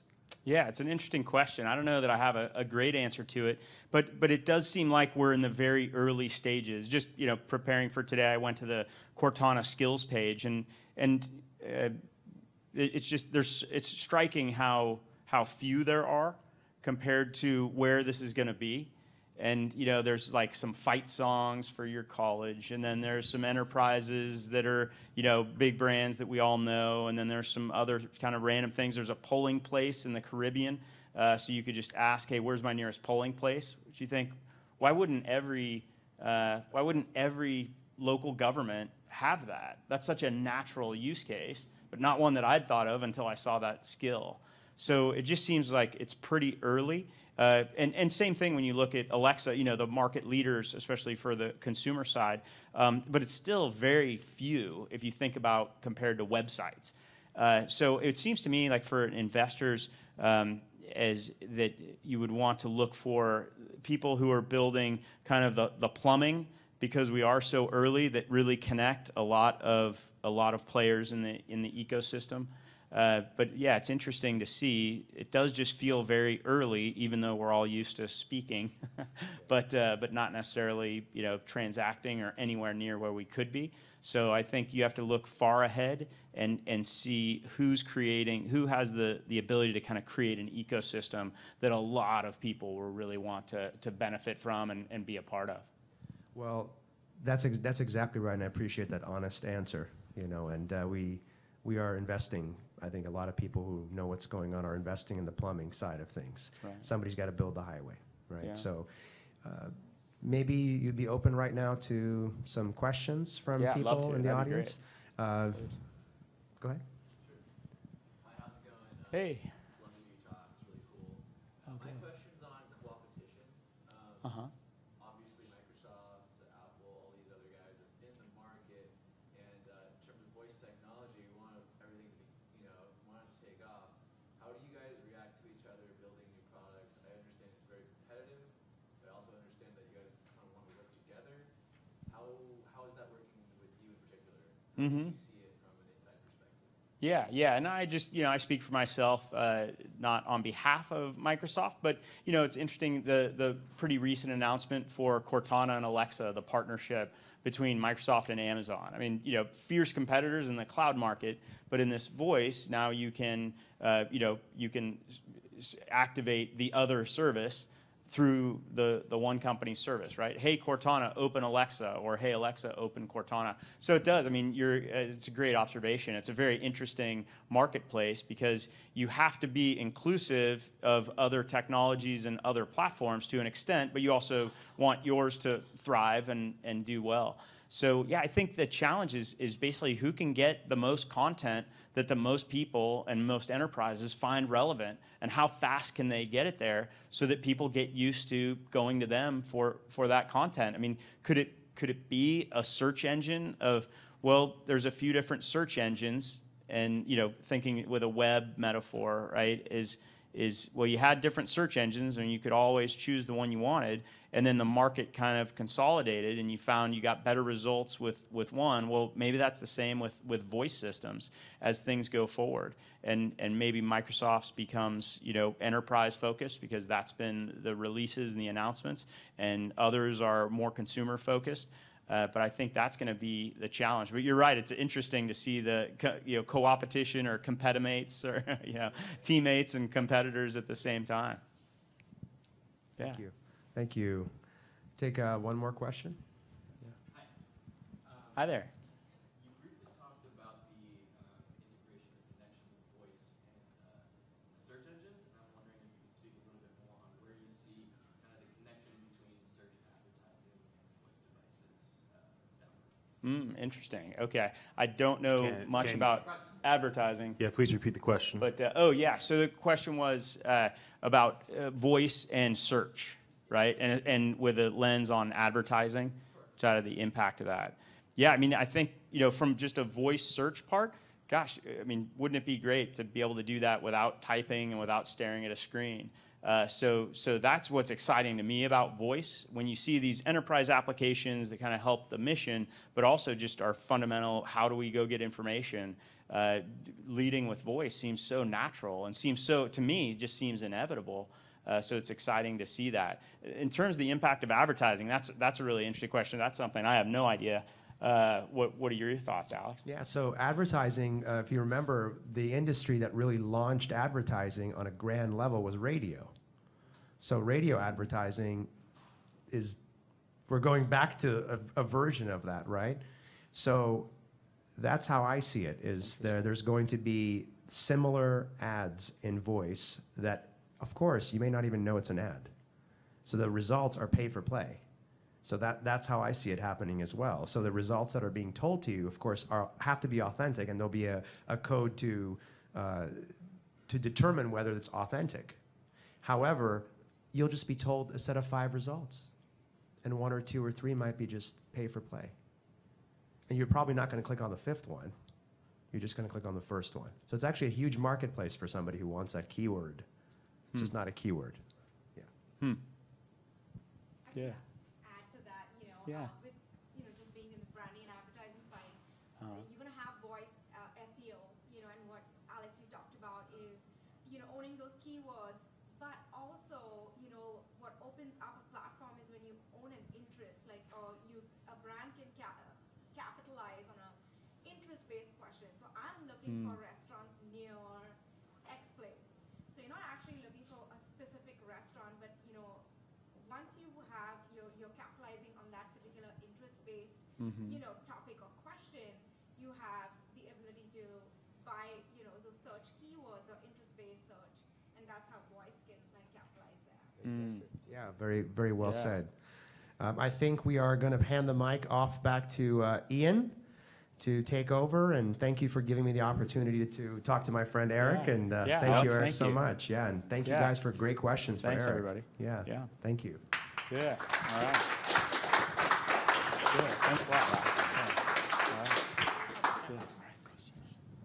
Good. We're going to go ahead and run a video about steeped coffee. Can all of us thank Steeped Coffee for coming here, making coffee for us, spiking it with Kahlua and Bailey's, and keeping us liquidated. Go ahead, press play.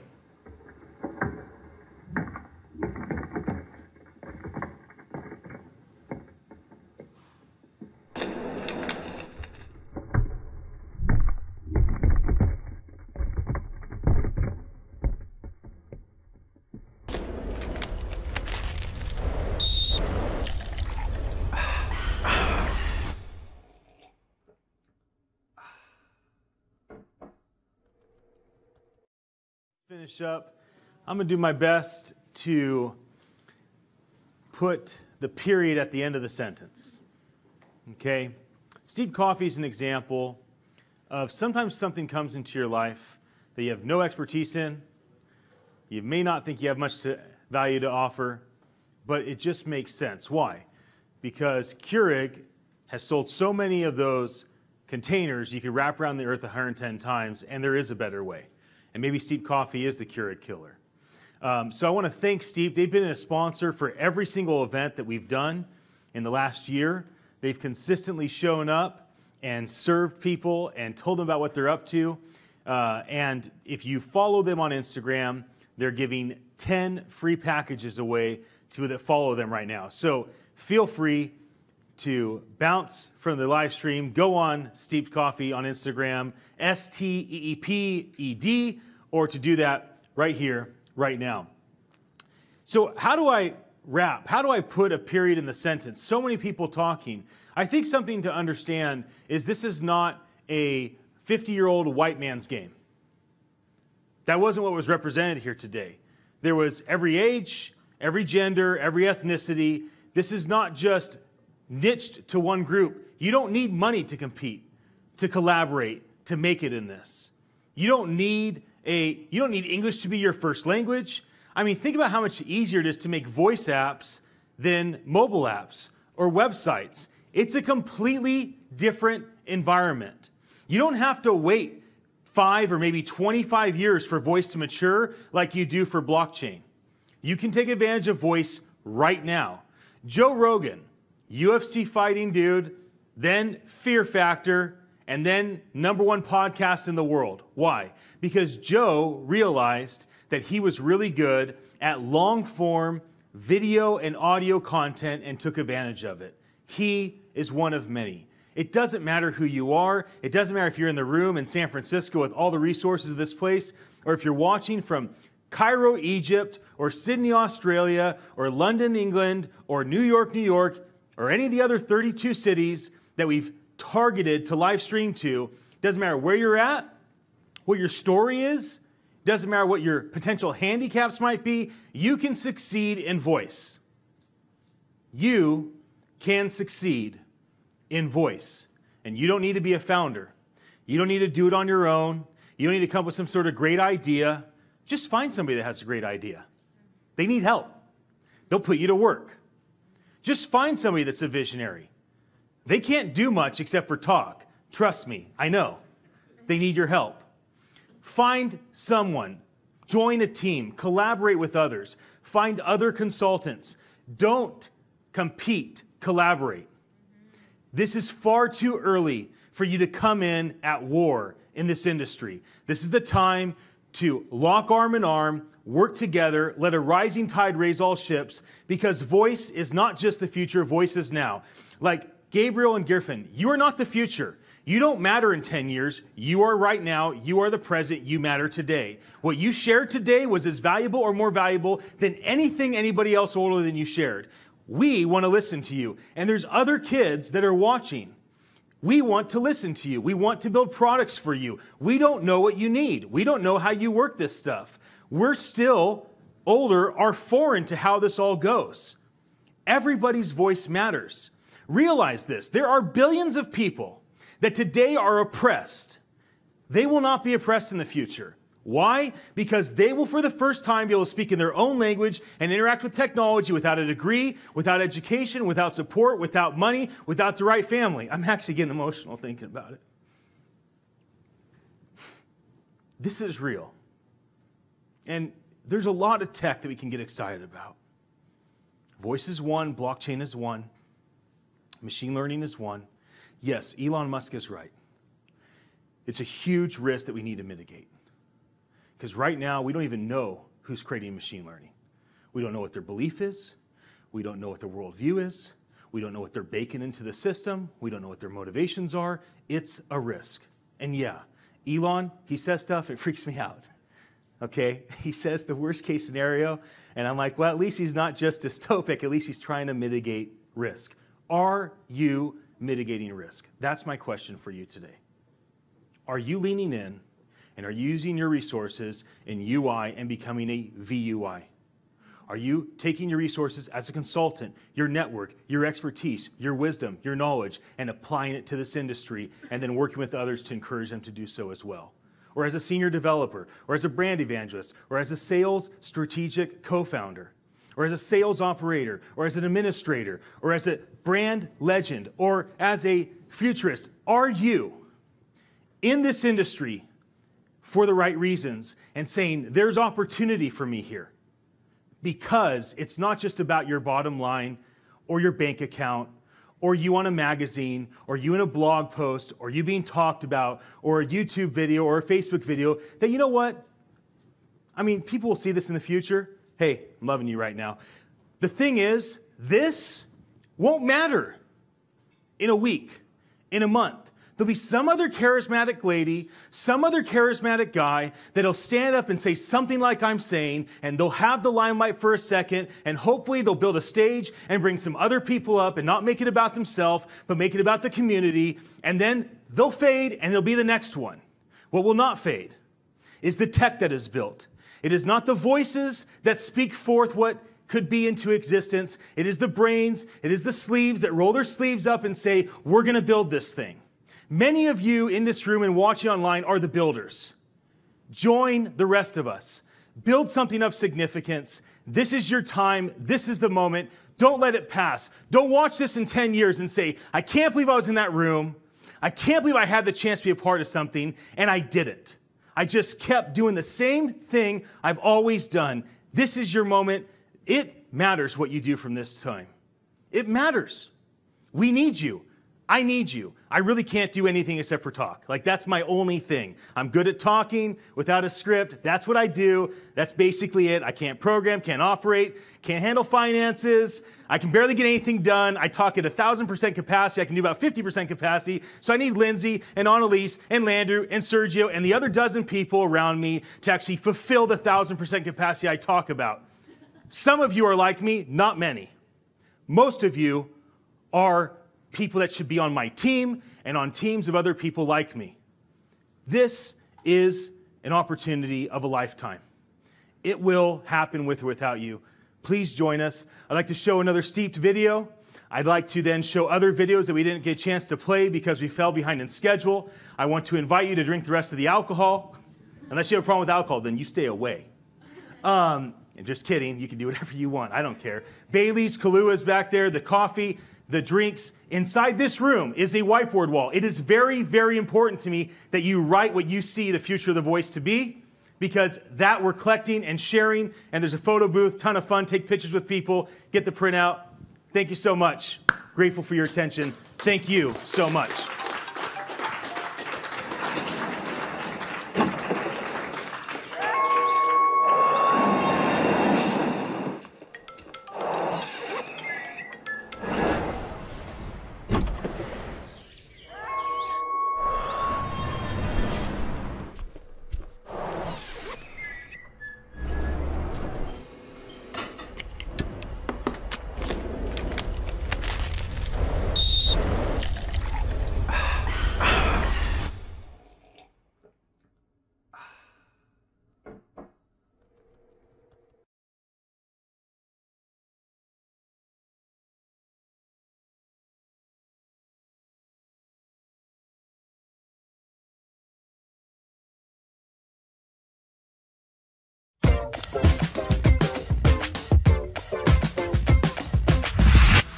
Here's how Trint works. Trint takes audio and video files and uses artificial intelligence to convert them to text. You can transcribe recorded speech, an interview, a public hearing, a university lecture, a podcast, or just your own thoughts. What does Trint mean? Transcription? An interview? Then we glue the original file so you can follow along and listen, and if necessary, edit and correct. It's a bit like karaoke, but without the painful renditions of 80s rock songs. Trint gives you a first draft transcript that's incredibly easy to edit. Click on a word to review it, and if you need to change a word, edit it in your Trint, then you can add it to your custom dictionary for the next time. Highlight text in multiple colors to see the length of different sound bites. And we take care of separating speakers into paragraphs. I, Megan. Take you, Harry. I'm Megan. Take you, Harry. Export your Trint in all sorts of formats, either one at a time or a bunch at a time. You can email a copy to another Trint user or collaborate on the same transcript.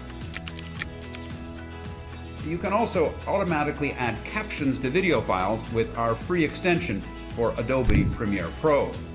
What is said can now be read. Sign up for a free trial and see how Trint is revolutionizing the way we work.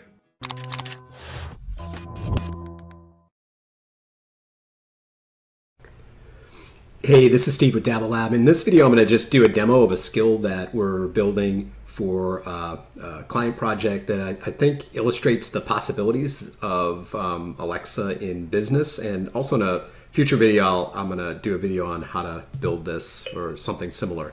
So Alexa, start our daily meeting. Hello, I'm ready for our meeting, but I'll need your authorization code to continue. 4367251. Okay, I've confirmed your authorization code. Would you like to start with sales, marketing, finance, or product development? Let's start with sales. Okay, here's what's going on with sales. Gross sales as of yesterday, September 25th, were $333,276. That's 37% ahead of plan for the month. Pretty sweet. Robert is the top sales rep this month with gross sales of $64,321. This is Robert's third month in a row as the top salesperson, but Mary isn't far behind with gross sales of $63,427. Go Mary. What would you like an update on next? How about finance? Here's the finance update. As of yesterday, we're current on all payables. We have $632,471 in total receivables.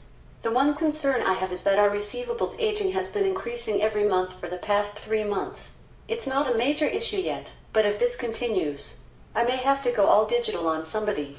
But let's hope it doesn't come to that. What's next? Can you send a status update to investors? Okay, I sent an update to investors.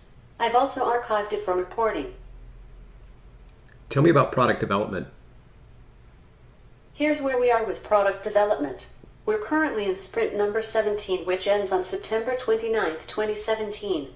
There have been a total of 3 pull requests, and 2 pull requests that have been merged into the master branch. There are 17 active GitHub contributors. Bosco 1984 is the most active contributor with 271 commits this sprint. Wow, I'd like that person working on my code. The most active open issue is two-factor authorization doesn't always send a code, which is now 7 days old and has 32 comments. What do you want to hear about next? What's going on in support? Here's the latest updates for support. Twitter is our most active support channel with 177 direct messages or replies. Facebook is second with 126 comments or messages. Of all the public comments, 27 seem to be negative. One person seems very irritated and has posted 7 negative comments. I'll email the negative comments to you now. What do you want to hear about next? I guess we should talk about marketing. Here's what's up in marketing. Our total cost per lead for this month is just under $23. That's in range with what we projected. Our marketing cost per sale is still increasing, at an average of $372. So our sales closing rate is dropping. This could be either an issue with lead quality or sales closing rates. You should look into this further. Our lead flow was good, but this month we had 62% of our leads come from Facebook lead ads. That's a lot of leads from a single source. Also, our cost per lead from the Kate's Case Study campaign is really good, at just about $7. But that campaign just started last week and we don't have any sales from it yet. What would you like to hear about next? That's it for now. Hello, I'm ready for our meeting, but I'll need your authorization code Alexa, to continue. stop. Okay, I'll be here if you need me. Yeah, so that's our voice dashboard skill that we've been working on. If you're interested, I'm thinking of like doing a video on how we put it together, but wanted to gauge interest. If you're interested, leave comments. And yeah, thanks. That's voice dashboards.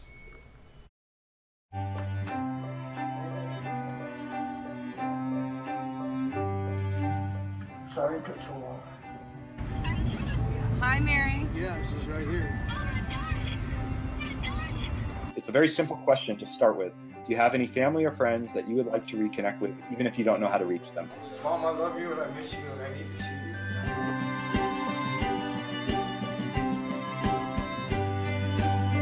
Took a walk down Market Street and I asked every homeless person I met if they would like to leave a holiday message for a family member or friend they hadn't seen in a while. Met a man named Jeffrey who said he hadn't seen his family in 22 years, recorded a video to his sister and his niece and nephew. And I took the video home that night on my smartphone. I didn't know what to do with it. And he had said that he's from this little town in Pennsylvania.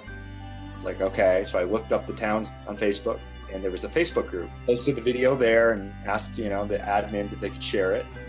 And within an hour, it had been shared hundreds of times, liked thousands of times. It made the local news that night.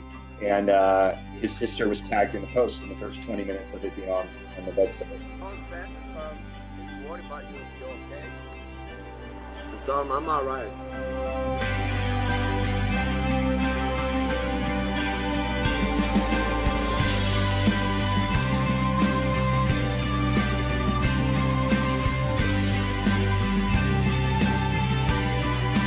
The power of the device in your pocket, not just take and share selfies or to watch like cat videos, but also to help a person who's been on and off the streets for decades reconnect to the family who goes to bed thinking about him every night. Social media can be used for social good.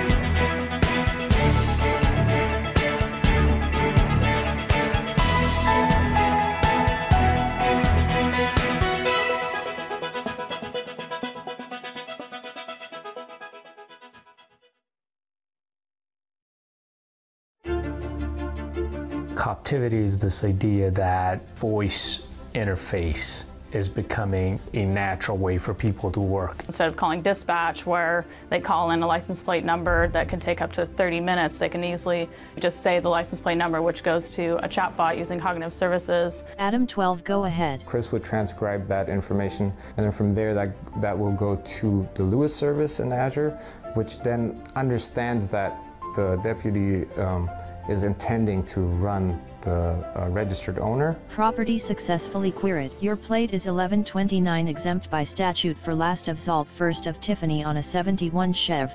Giving an officer, a deputy, better situational awareness in the moment, because now he's keeping his eyes on the situation, immediately give the plates, and then get information before he even steps out of the car. It also saves the time of dispatchers so they can focus on more complex queries. With the captivity, they don't need to call anymore. So in a couple minutes, they can have their results, and that would be amazing, and in some scenarios, life-saving. Utilizing Lewis and the different software available on the Azure stack is what makes this possible. We're looking at Azure to really transform what we do and how we do it and bring new innovations to the table. When you can use the new tools and services that technology is providing and make everything easier, faster, and more efficient to your end users. So that they can basically do what they need to do. Right? It's leveraging technology to solve problems. Artificial intelligence is a great example of how our customers are able to leverage amazing hyperscale capabilities that we built in our facilities and use them uniquely and creatively on the edge. And I think you'll find a great example of using voice assistant and cognitive services to develop a solution that hopefully will actually help our public safety and our officers that are out on the edge provide better services to the citizens. It's one of the things that makes me proud to work at Microsoft. We invest resources to help customers accelerate progress on their digital transformation journey. It's a continuous process, right? We just continuously move forward. That's kind of, the way I see digital transformation is more like digital evolution. Most of us have already experienced it, in the form of personal devices like cellular phones or voice search on our TVs.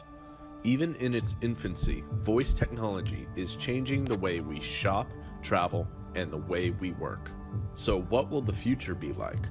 Voice technology empowers users to interact with technology in a way that's natural and no longer OS or hardware dependent.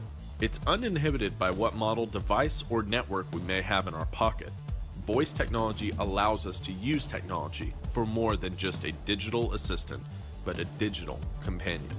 At OneVi, we are your voice technology solution. By utilizing technologies like blockchain, artificial intelligence, and machine learning, we will continue in a deep and meaningful way to innovate solutions grounded in integrity. OneVi, we magnify voice for attention and influence.